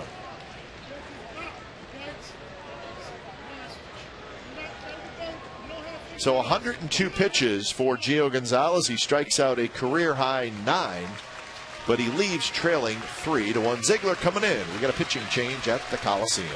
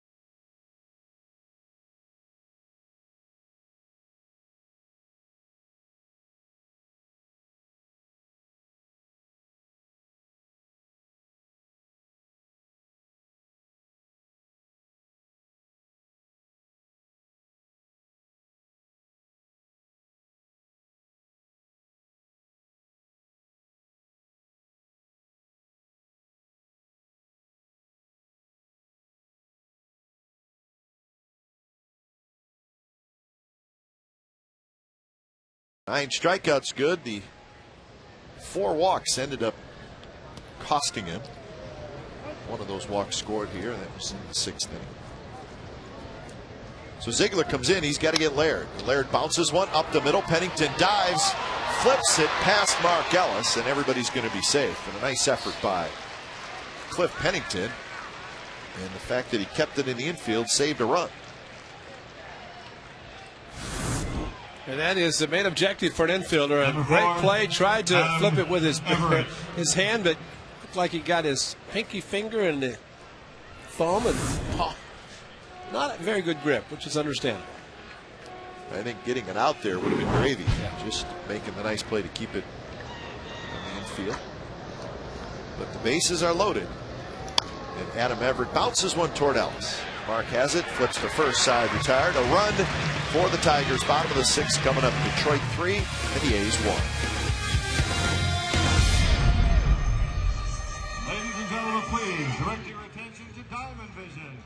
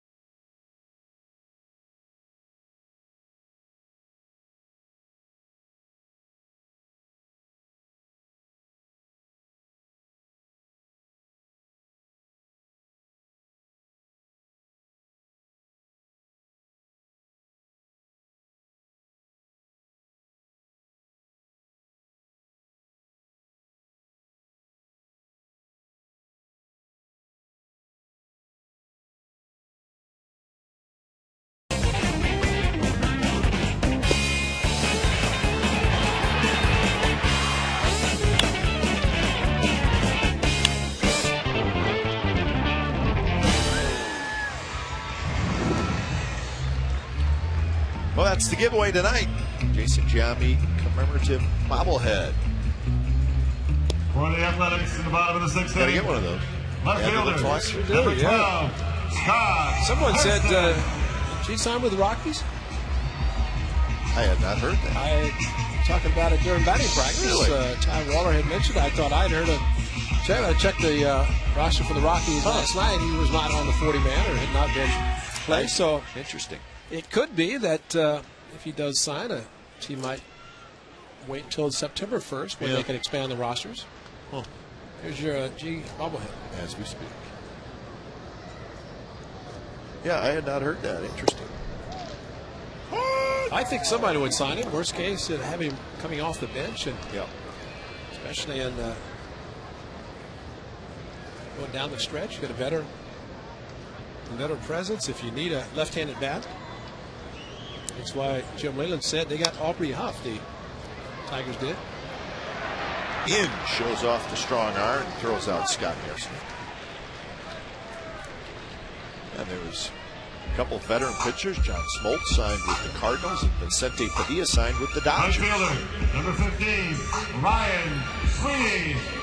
I guess it really doesn't matter if you throw at guys that get designated that somebody will sign you if you're looking for pitching. I mean, the thing is, he's got good numbers. He's a good pitcher. It's just sometimes he wears out his welcome. Some of the things that he does or has done.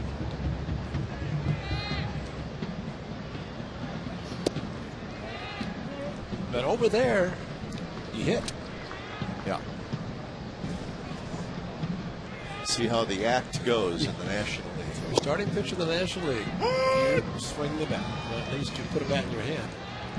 And don't think that the National League players don't know about his American League reputation. Much as he's made the highlight reel, they watch it. Yeah. The old highlight reel. 3-1 to Ryan Sweeney, who has a single, a double, and a run scored tonight. So the average at 276 for Sweeney. Those alternate jerseys the A's are wearing tonight, the black jersey. Steve Vucinich said to someone, because the pitcher makes the choice, and said, "We're at the 6th time." He knows. But don't you know that looks very good in high definition? Yeah. See all that dirt on the front mixed in with the Athletics in high definition.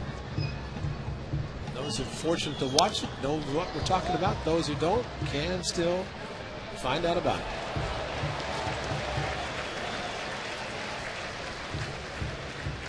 The youngster. That's in high definition too. That hot dog, That's a one good bite, got the glove, cap, souvenir baseball.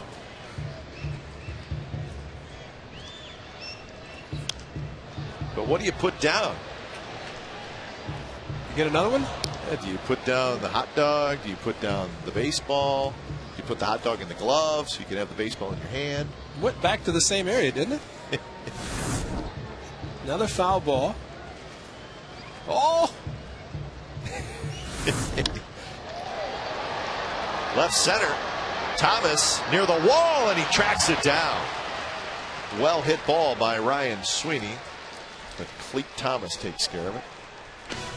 So 2 outs. Well, go deep with Sportsnet Central tonight at 10:30 on Comcast Sportsnet Bay Area. We'll have full recap from this game. Tigers, Raiders, 49ers. They are playing tonight at Candlestick Park. Exhibition baseball. And the Rockies Giants. That's a big game in that National League wild card race. It's tomorrow. I'm sorry, that's right. It's not tonight. It's the Raiders 49ers tomorrow. I saw that young boy catch the foul ball, and then another one right near him again in Texas recently. Josh Hamilton, the same batter, same young kid, within a matter of pitches, caught 2 from the same hitter. Same hitter, same area. Got a standing ovation from everybody in the stadium. Tommy Adza, or Emmy Award-winning director, said the odds 3 million to 1. That's about the truth. Yeah. I mean, to be positioned like this young man is, he caught a ball, started to take another bite off his hot dog, and opened his mouth and said, "Oh, there's another one coming my way." And if that young man was at his first baseball game, he'd be like, "Wow, this is great." I mean, I'm going to get 4 or 5 chances every game for a foul ball. It's like the Haas family buying the A's in '81 and going to the division. Said, "What? Just bought it. We're going to postseason." This is great. Yeah. 1-2 to Mark Ellis, who is 0 for 2. Mark a strikeout and bouncer back to the mound. Curveball spins Ellis out of the way. That was pitch number 98 for Edwin Jackson.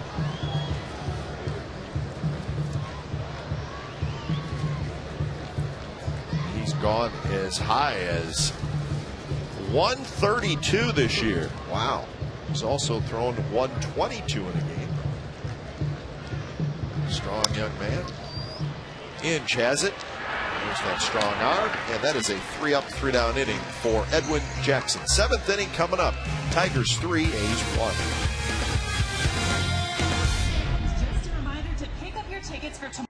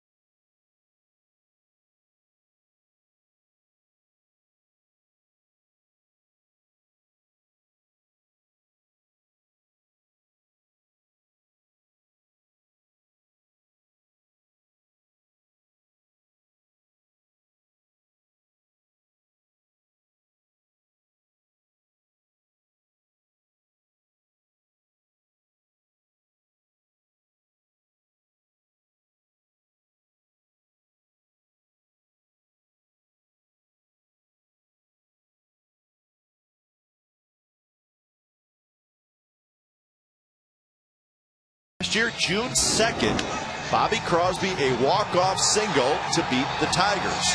And then the very next night, Jack Custon infield single, and the A's win that game. Back-to-back walk-off wins by the A's against the Tigers June 2nd and June 3rd of last year. That is our Kevin Woodstain's legendary performance. Bobby Crosby placed on the disabled list today as the A's activated Derek Barton from the disabled list, so that was the transaction today. Top of the order for the Tigers: Polanco, Timms, and Rayburn against Ziegler.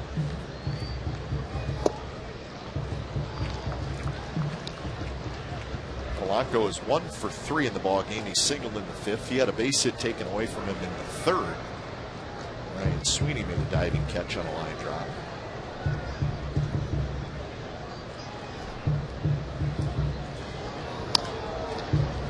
And now the count 1-2.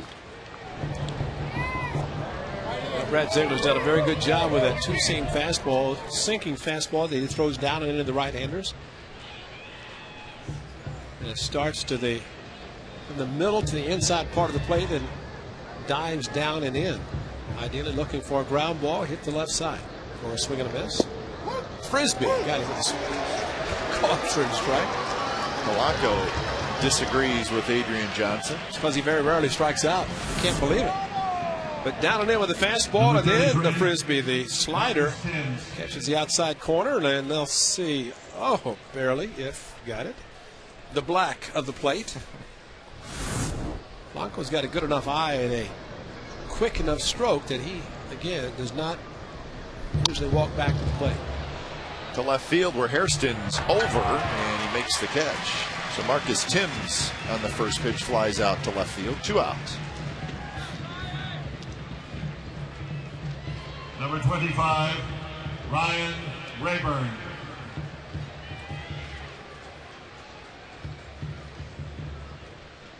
Few fewest plate appearances per strikeout. Polanco at the top. That's in the American League. Kurt Suzuki on the list. We're not surprised by that.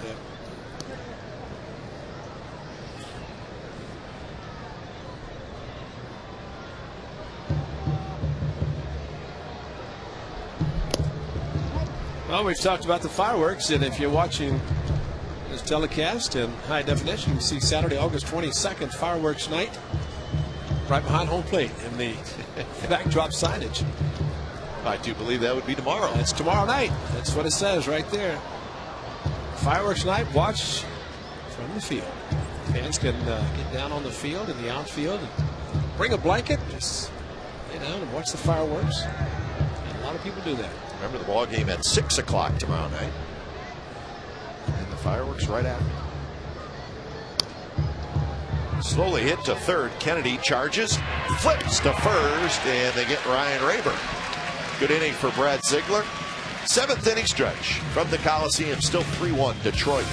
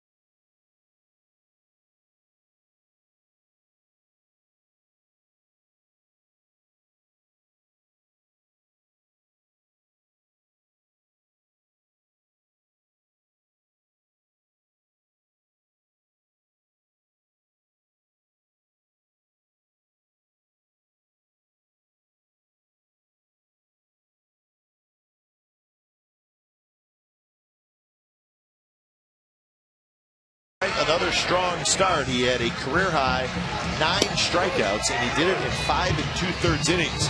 Ended up giving up 3 earned runs, but a couple of mistakes to the same guy, Ryan Rayburn, a solo home run in the 1st inning, and then in the 3rd inning, same thing. So Rayburn home runs 9 and 10 for him on the year. So AT&T, the nation's fastest 3G network. AT&T, your world delivered. 3-1 Tigers, bottom of the 7th inning. Edwin Jackson is back to work. Cusk, Barton, and Pennington. 3-5-2 for Detroit. 1-5-0 for the Athletics. Edwin Jackson has retired 4 in a row.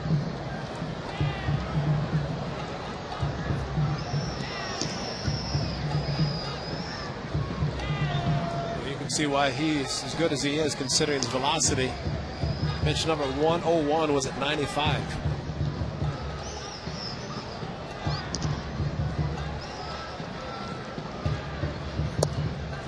Changeup drops low.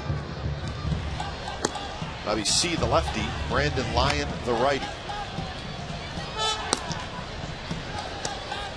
So that would be a C Lyon. Yes, it would. You're good. Well, the Tigers will look up and see that the White Sox lost 5-1. That game in Chicago, they lost to the Orioles. Brian Roberts hit a couple of home runs. It was a 1-1 game, but Baltimore scored 4 times in the 8th inning to take a 5-1 lead, and then they ended up winning the game. Jim Thome hit a home run for the White Sox, number 564 in his career. Line drive, that's a base hit to right field. Jack Cust is 2 for 3. And the leadoff man aboard for the A's here at the bottom of the 7th. Jack Cust shows what happens when you struggle. You just keep working at it. Home run on Wednesday. A run-scoring single his first at-bat. And a 2-strike hard single in this at-bat. Jing Lamont on the phone to the bullpen and said that someone is about that much from being ready. So by the time he would walk to the mound, he'd be ready if Jim Leland decided to make the change.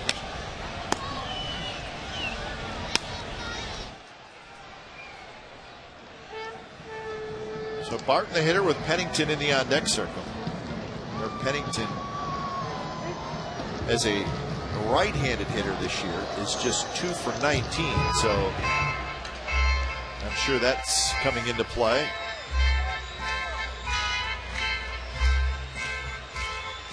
Jim Leland has made the move.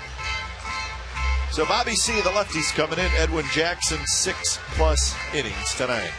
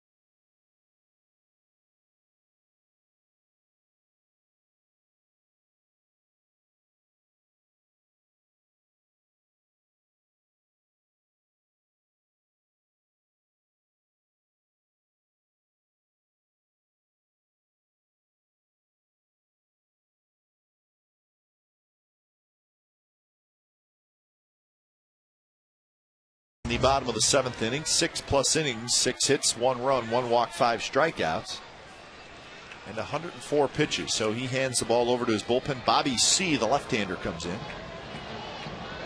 So C will face the pinch hitter, Tommy Everidge.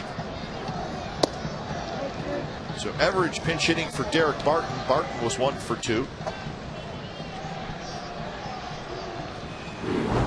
Specialist for Jim Leland, one of the lefties. 53rd appearance for Bobby C.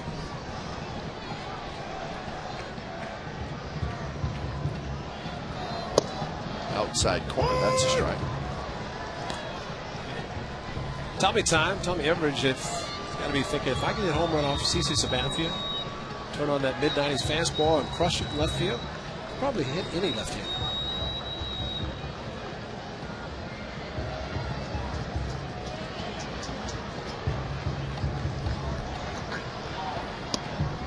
Plate again. So the count 2-1 now to Everidge. Pennington in the on-deck circle, and then it would be the top of the order, Adam Kennedy.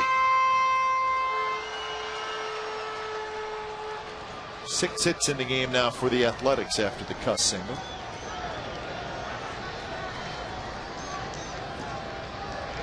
Tigers shade Everidge toward right center. And now 3-1.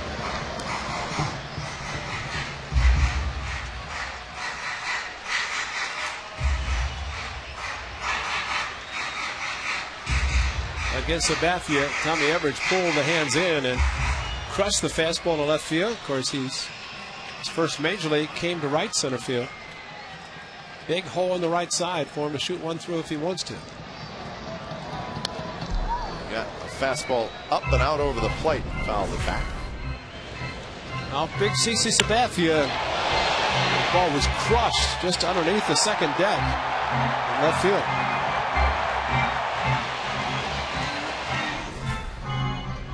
That was a throwback swing.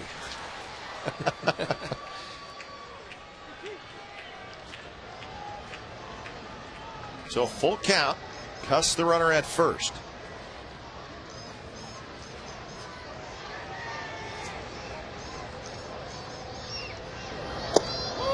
Strike 3 called on the inside corner. 1 out here in the 7th. And I had a feeling they were going to try to go inside and not allow him to extend his arms. And right on the corner, Gerald Laird kind of went with the pitch instead of holding it firm, and it made it look like it was off the plate, but that shot looked like it was right on the corner.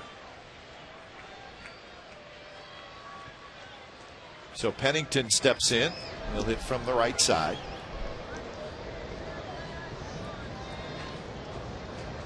Pennington, a strikeout and a sacrifice. Good hard slider down and in, and Pennington swings over top.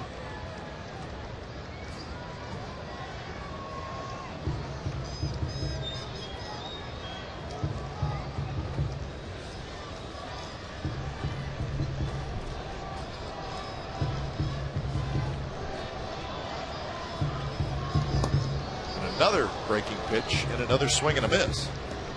And if he swung like that for 2 breaking pitches, what do you think he's going to get this time? Yeah, same one. Yeah.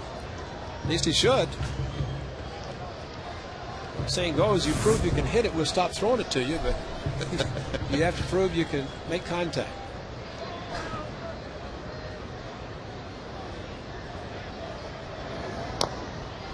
And he got the curve. This one stayed up a little bit. Pennington was able to just fight it off.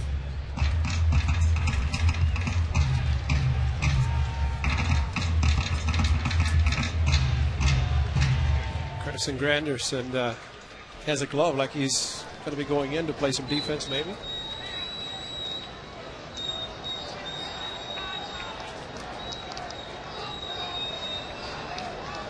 Another 0-2. That time Pennington got a fastball. Rolls it foul.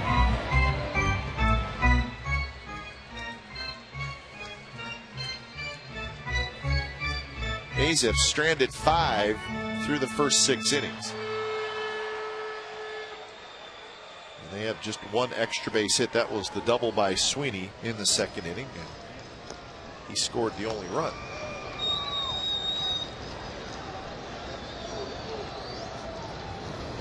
Got him with the curveball, so he stayed with it, as you figured he would. He showed him 1 fastball.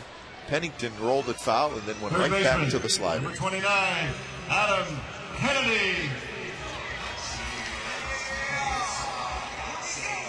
So top of the order.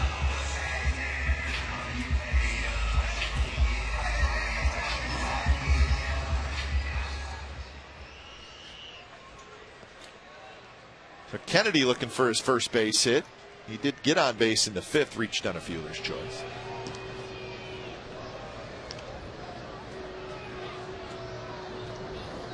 Just a little bit low.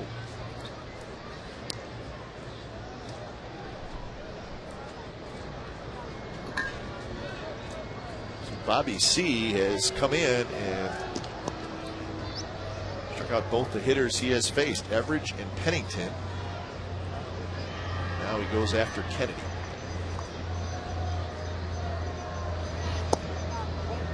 Two 2-0.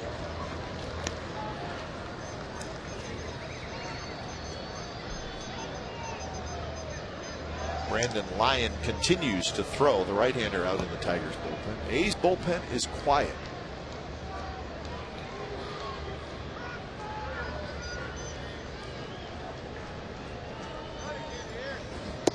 Now 3-0. How about this? He comes in to face pinch hitter, right-hander, switch hitter, batting right-handed. Strikes them both out. 3 pitches to the lefty, can't throw a strike. How many times have we seen that? Yeah.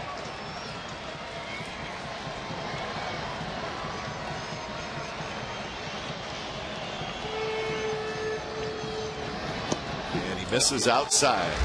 He wasn't terribly close with any of his pitches. No. But, you know, it's interesting. A lefty specialist comes in to face, he thinks he's going to get some lefties, get some righties, and does a good job with a breaking pitch to Pennington, fastball to Everidge, and walks the lefty on 4 pitches, and he's going to let somebody else face Rajai Davis. So it'll be Brandon Lyon coming in, 2 on, 2 out here in the 7th.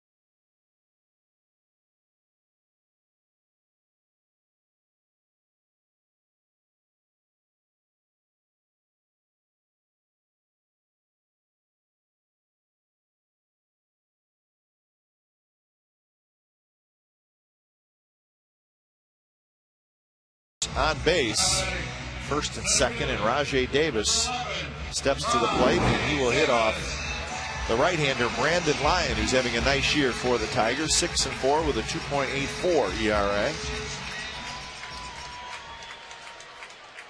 He's had a long stretch of pitching good baseball. He's allowed just 3 earned runs in his last 36 innings pitched.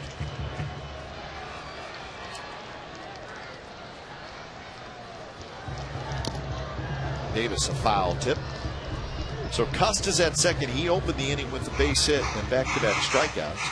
And then Kennedy with the walk. He's at first.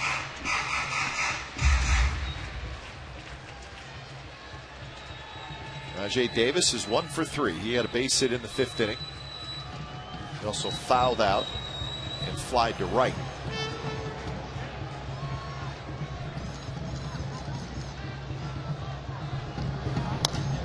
Shot fair down the right field line. Cust scores. Kennedy is going to be held at third. So it's a 3-2 game. Davis comes through again. I tell you, it came so close as Ordonez got the ball right down in the corner of the bullpen.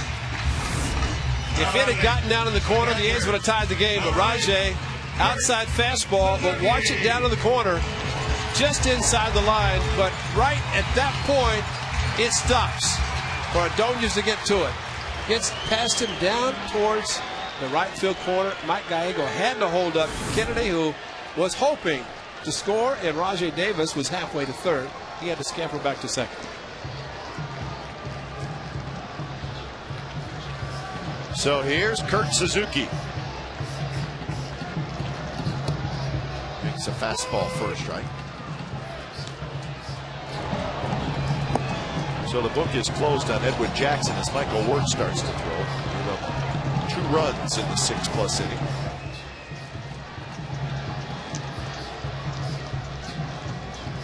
Suzuki 0 for 2 with a walk.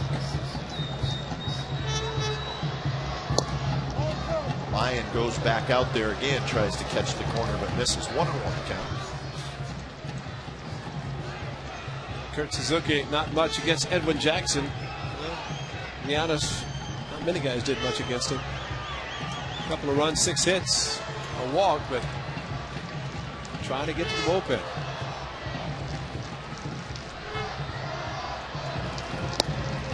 Slider misses outside, or maybe a cut fastball.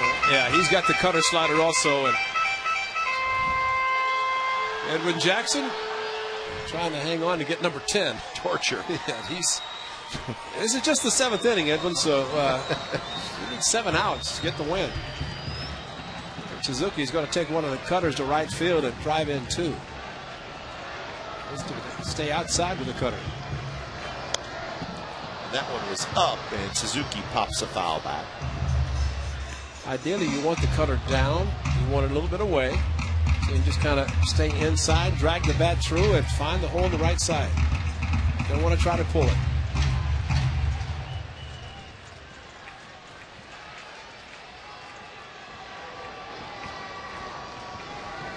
Two and 2 the count.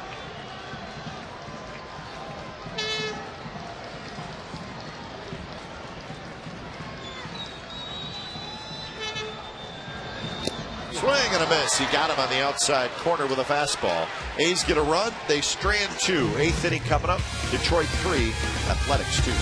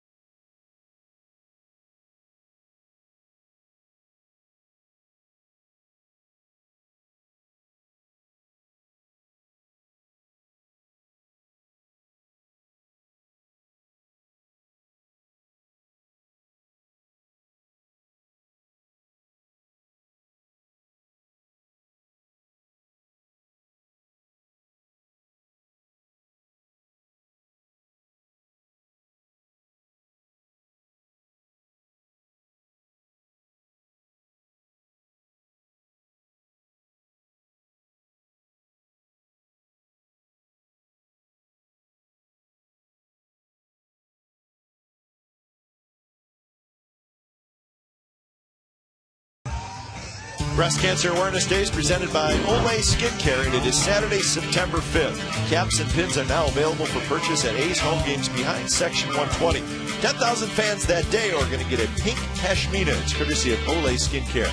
And proceeds will benefit breast cancer research and education. For tickets and information, go to oaklandathletics.com.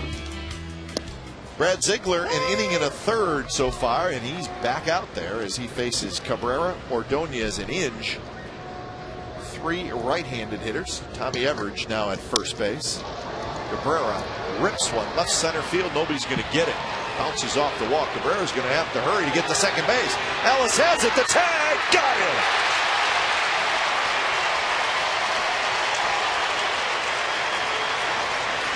He ran like he had an easy double and did not see perhaps how quickly the ball came off the wall.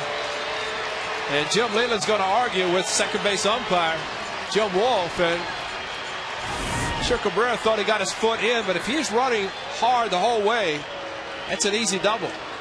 But Rajay Davis, what a perfect play off the wall, perfect throw. And Mark Ellis, you just see him setting up to apply the tag. And take a look.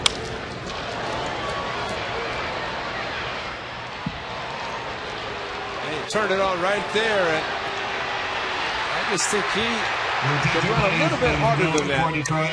And granted, he tagged him on the shin when his foot probably was on the bag, but great throw by Rajay Davis.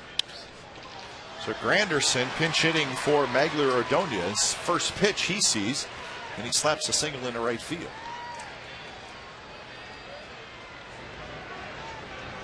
So Granderson will obviously stay in the game for defense. Not very often that you would see Magler Ordonez leaving for a pinch hit. Yeah, well, that kind of explains what we're talking about earlier in the game.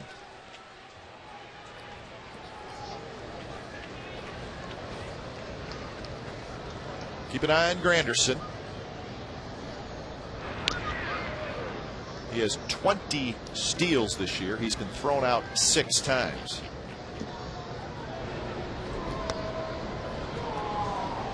No doubt the Tigers looking for an insurance run.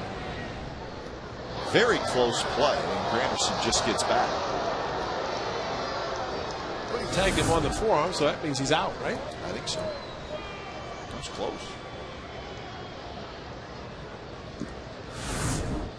Tommy Everidge, little nimbleness at first base, and see it moving around like that.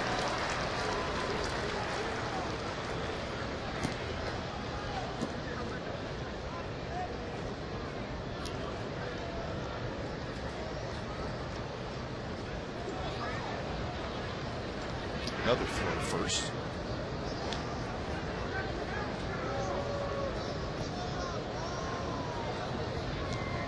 Tigers bullpen is quiet, so looks like we will see Brandon Lyon in the bottom of the 8th. That was Ordonez, by the way. A short haircut. It's got to be so much easier to take care of. I would think so. I think that's a good comeback to people who say, hey, you're losing your hair. It's easier to take care of. Suzuki blocks it, looks for it, finds it out in front.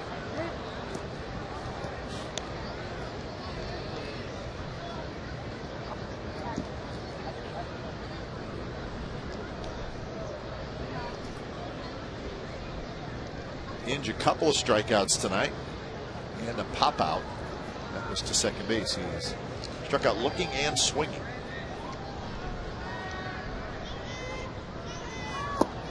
Way inside.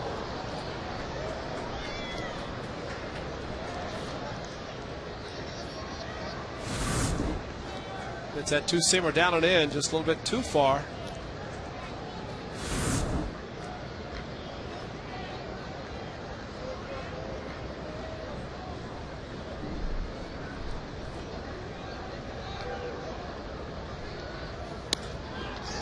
Little pop-up. Pennington racing out, and Pennington makes the play. Fires back to first, not quite in time. Heck of a play by Cliff Pennington. He raced out there, and it's possible to get a good jump going back on a ball from shortstop. He did.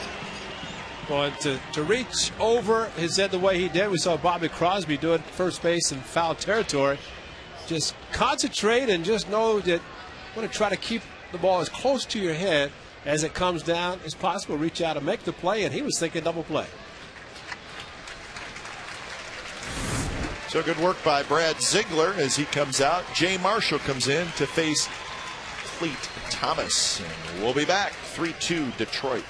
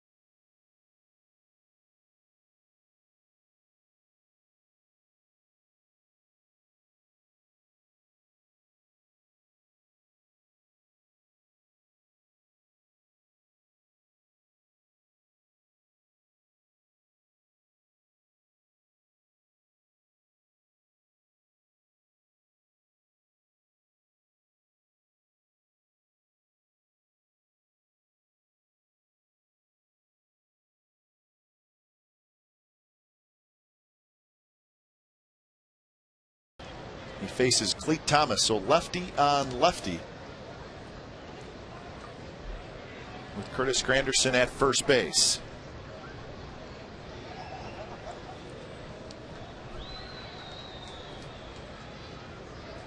Thomas on the ground to Mark Ellis. Mark Ellis has it, and that will do it as the Tigers do not score. Jay Marshall does his job. Still 3-2 as we head to the bottom of the eighth.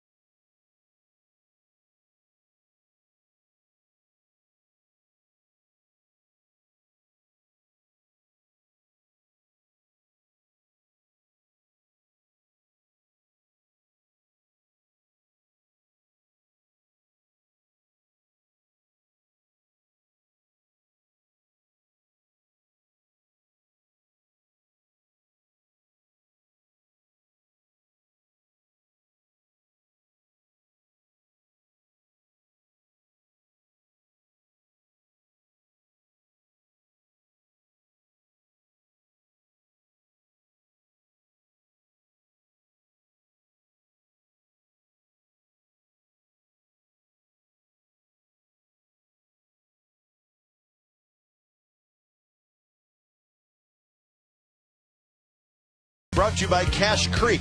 Cash Creek's heat wave of cash. $25,000 in cash each Friday through Sunday. Visit cashcreek.com for details. One of the Athletics. Bottom of the eighth inning, left fielder. Number 12, Scott Hairston. Nice night at the ballpark and a pretty good ball game so far. Right now the A's trailing 3-2. Still got a couple more shots though at this Tiger bullpen. Curtis Granderson stays in the game, and he is in center field. Cleat Thomas slides over to right field. Maglio Ordonez is out of the ballgame.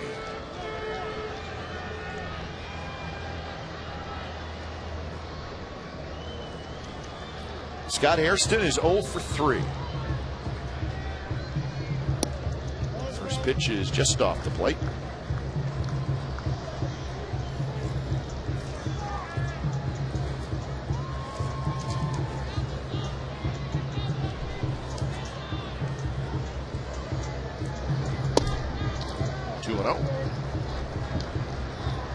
In that AL West, the Angels lost tonight 5-4 in Toronto.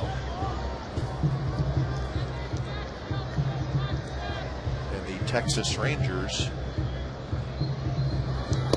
lost as well.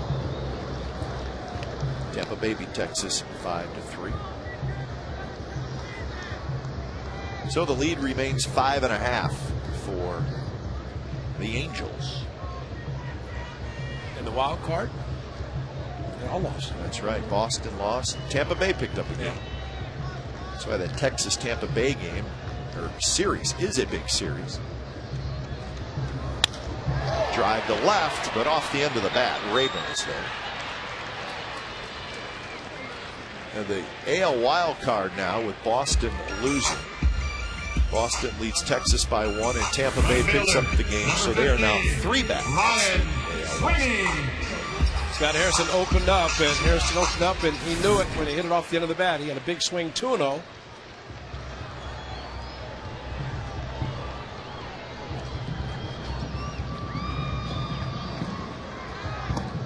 Breaking pitch drops in for a strike to Sweeney.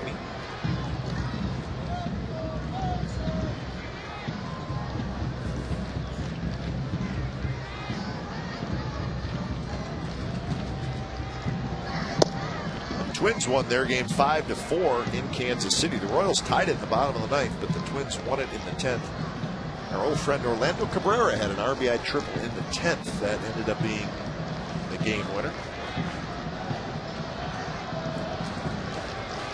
Minnesota trying to hang around in that AL Central.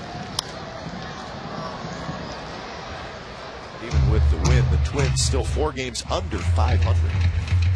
Well, the one thing we know is you see Michael Wirtz getting boost and probably would pitch the 9th if the A's tie it. Of course, Andrew Bailey could also do the same if the A's tied, or better yet, take the lead.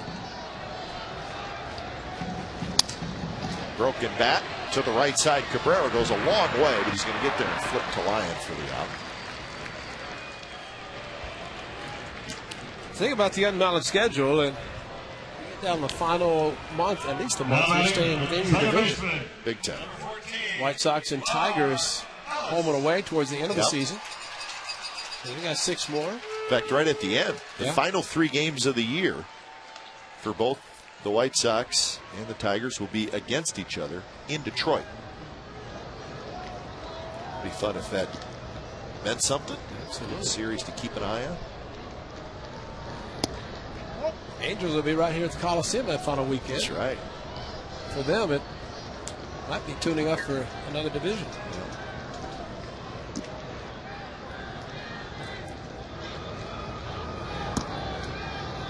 Did not see the scoreboard. New York 20, Boston 11. That was the final. Mark Teixeira had 3 RBIs for the Yankees. Matsui had 7 RBIs and 2 home runs. So again, that's now a 7.5 game lead in the East for the Yanks. Gellis swings and misses.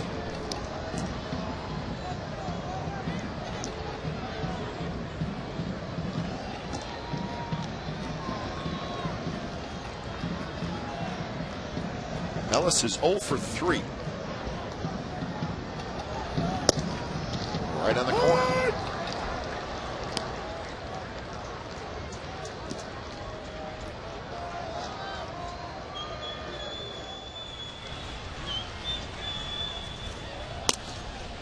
That's the closer for Detroit, Fernando Rodney.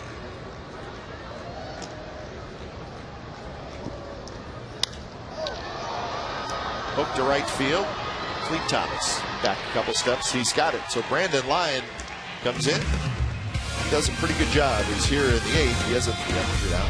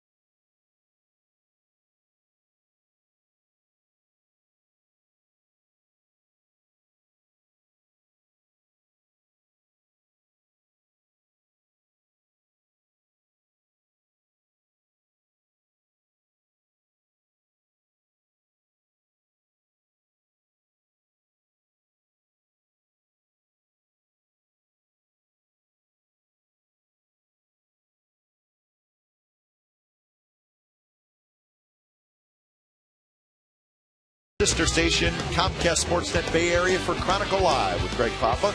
It's tonight at 11 o'clock. Vernon Davis, the 49ers tight end, will be a guest, as will IRL driver Scott Dixon. It's tonight at 11 on CSN Bay Area. 3-2 Tigers, 9th inning. Gerald Laird will lead it off. Michael Wirtz comes in out of the A's bullpen. So it's been Gonzalez, the starter, Ziegler, Marshall, and now Wirtz. Most strikeouts in the American League by a relief pitcher, Michael Wirtz, 75.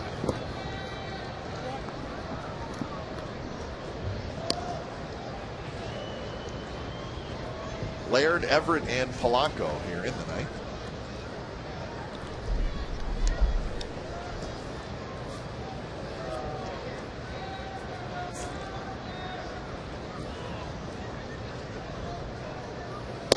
We talked about the fireworks tomorrow night after the game, but we'll come your way 5:30.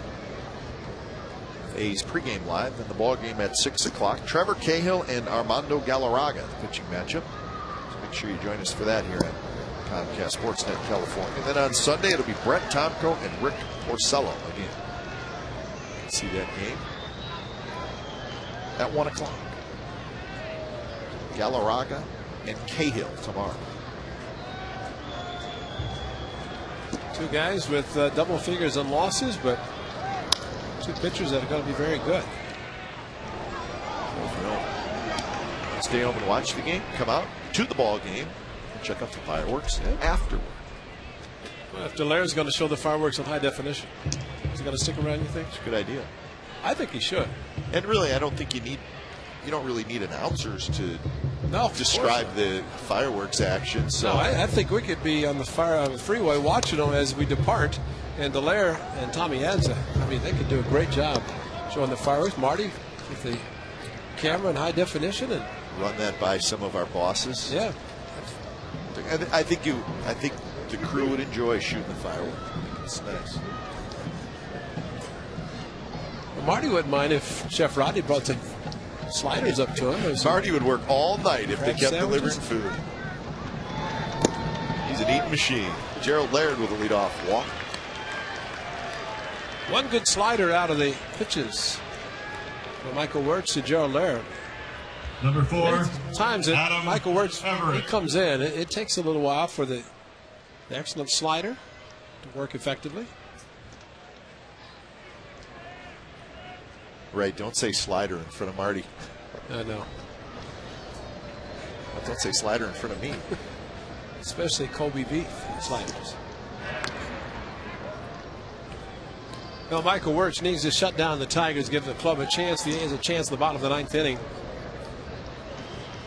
Suzuki getting the signs from Bob Guerin and the throw overs. Trying to figure out what the Tigers are going to do with the runner first, Gerald Laird. Bunt attempt. Now the throw to first, and diving back is Laird. There's Tommy Everett coming in on the bunt attempt, and then he's got to scramble back. That's not an easy play for a first baseman. Watch Everett break in, and then Kurt Suzuki comes up when he sees Gerald Laird getting a big jump off first base, and ideally that's good base running because you can go as far towards second as the first baseman charges. Knowing he's not going to be able to get back.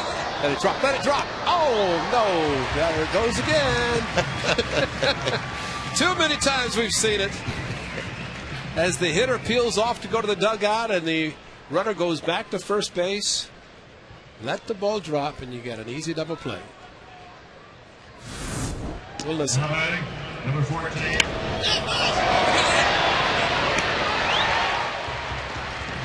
No, just you. You didn't yell loud. Top of the order in Placido Polanco. And when Omar Vizquel did it at second base to get each row forced at second. That's right. I mean, that's a good play. No double play, but you get the faster runner off the bases. And each, of course, excellent speed. That was when the Mariners were visiting the Rangers. Pitch out.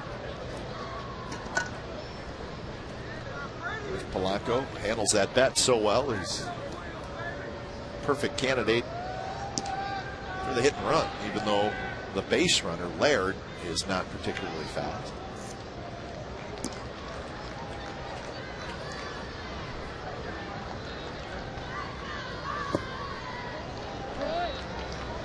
in the bottom of the ninth. The A's will have Cust, Everidge, and Pennington. Remember, Everidge was not in the starting lineup. So really the extra players, Garcia, Parr, and Powell. The A's playing with an extra arm in the bullpen and one less extra position play.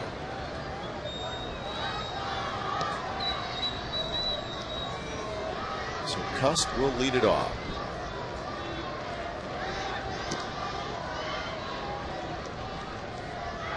That's Aubrey Huff, who's come out into the on-deck circle.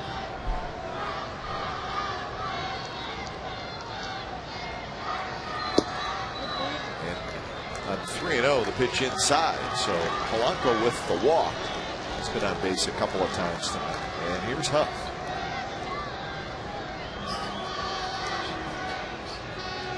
Well, you don't see Michael Wirtz get himself in trouble very often, but he has here in the ninth with a pair of walks.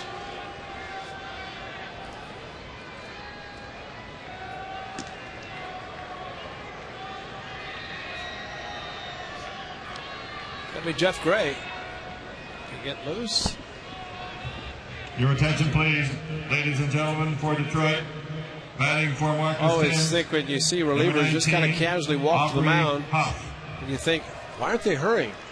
Because it only takes about five throws and they're ready. Of course, they'll get 8 once they get out on the mound. And by the time the manager walks in, they can get a lot of pitches in the bullpen, and Jeff Gray's already throwing hard. Aubrey Huff takes low.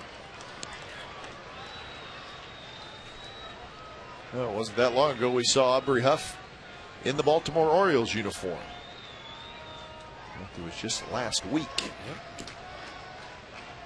fact, he hit a home run last Wednesday against Vin Mazzaro. Well, Michael Wirtz is not throwing the slider close enough for the hitters to swing and miss.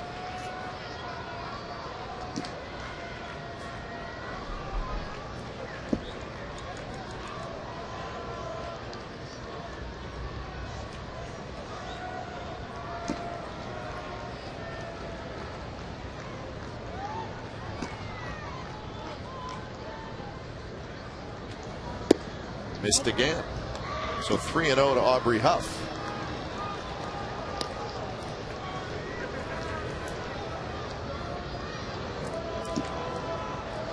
Oh, that hot fly bunt for double play.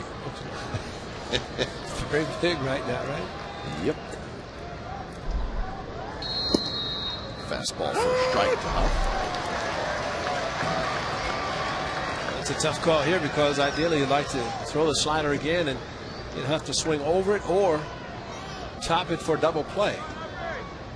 But only 5 strikes of 17 pitches. Huff a big swing, fouls it. So Laird at second, Polanco at first.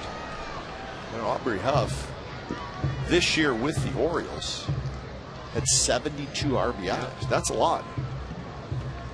Just the 13 home runs. Yeah. So he's done it with. Remember, he had a really good year last year for the Orioles. He's always been a pretty good offensive player.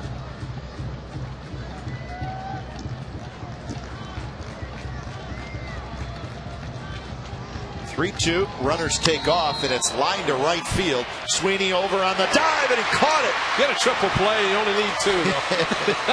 That would have been a perfect triple play. He'll take the out at first, and that's a double play. Ryan Sweeney, a couple of terrific plays in right field tonight. So the Tigers do not score. We are headed to the bottom of the ninth at the Coliseum. 3-2 Detroit.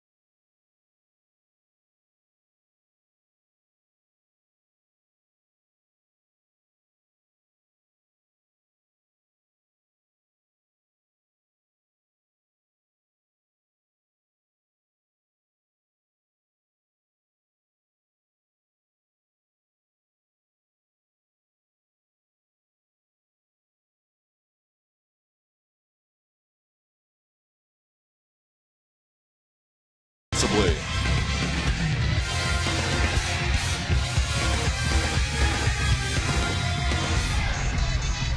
So the A's will try to tie it and hopefully win it here in the bottom of the 9th inning. They trail 3-2. Going to be Cust, Everidge, Pennington. And they will try to do it against the closer for the Tigers, Fernando Rodney. 25 for 26. Rodney's been good for Jim Leyland, and he has the pitches to be able to do exactly that.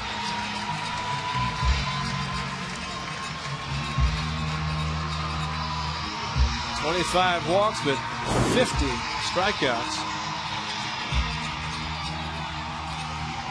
Joe Zumaya, of course, hard-throwing right-hander, battling injuries throughout his career. Yep. Rodney tops out about 98, and he will throw a palm ball, which is an excellent pitch. A glorified changeup, and it's an excellent pitch, especially the fastball throw as hard as he throws it. That's a palm ball that is called a strike, but there's a question whether it was.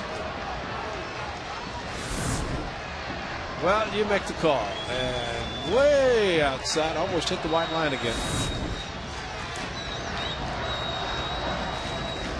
So 0-1 to Cust, who's 2 for 3. And there's that palm ball again. This one was a strike. So 0-2. That's simply Rodney respecting the power of Jack Cust and not just challenging him with a fastball.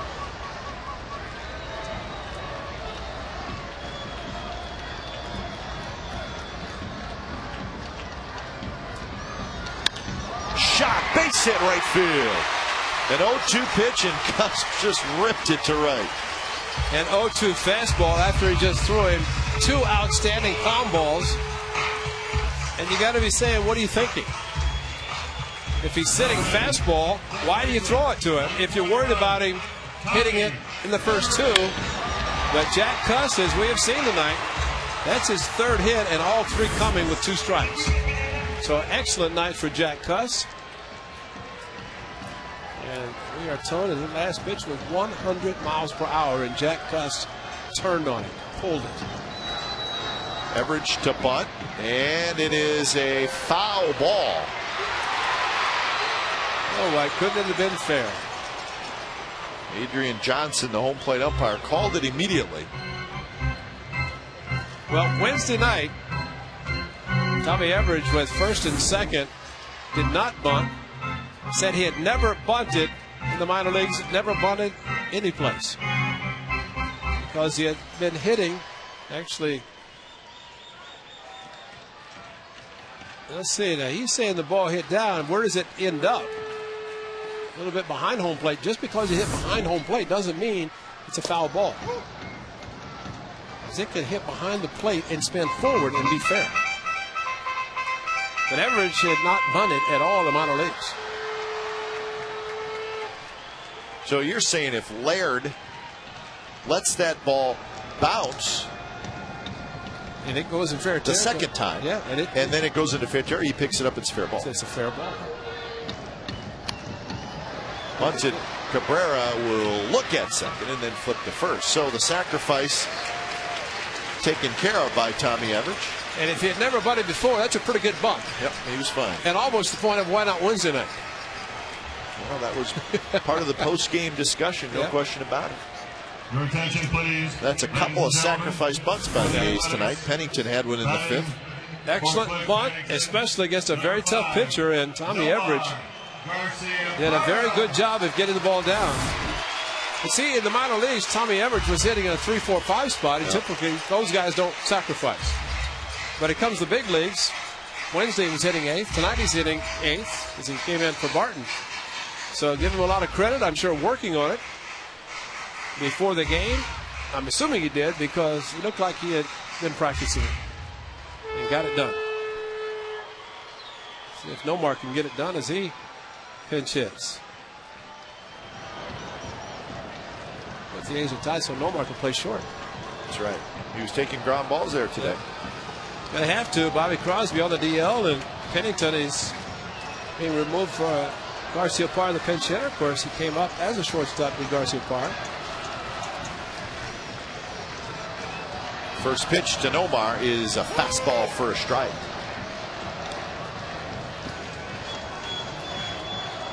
Garcia-Parra is 4 for 23 as a pinch hitter this year.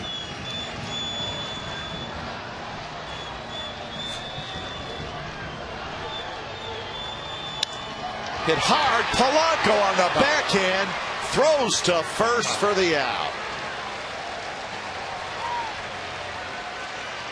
Can't hit a ball any harder. I thought it had gotten past him, but Polanco, Gold Glover, and he showed why. It's 2007. I don't think he made an error the whole season. But this one backhanded. Nomar crushed the ball. One hop and a backhand by Polanco to get Garcia-Parra.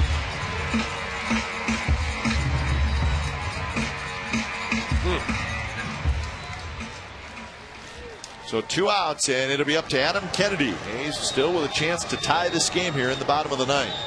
Custis at third. Kennedy takes inside. Kennedy, a fly ball to center field, a ground ball to short. He reached at a fielder's choice, and then his last at bat in the 7th, he walked. So 0 for 3.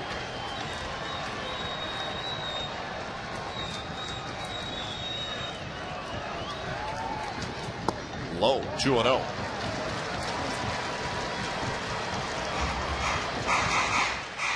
Adam Kennedy, that's the 5-hit game he had earlier in the week.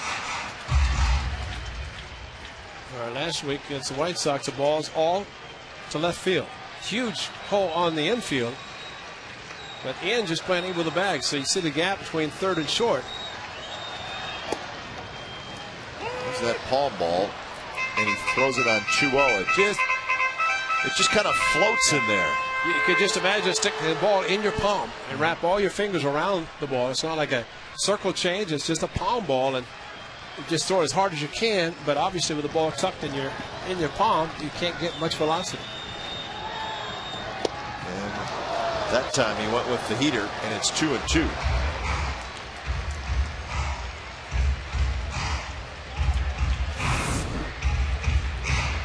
Not the real good heater, but enough. And a swing and miss.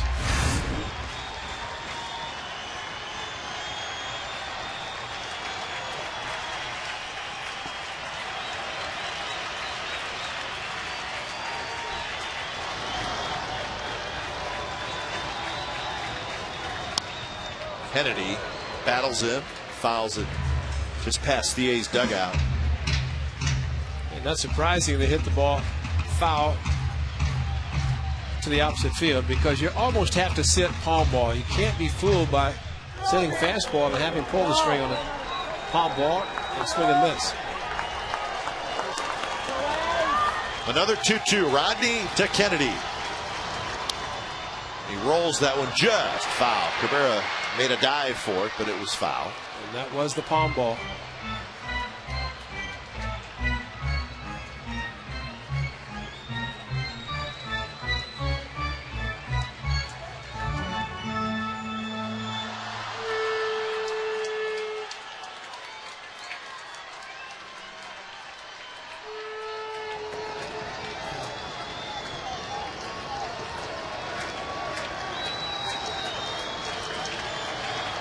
Long look now. Rodney's ready.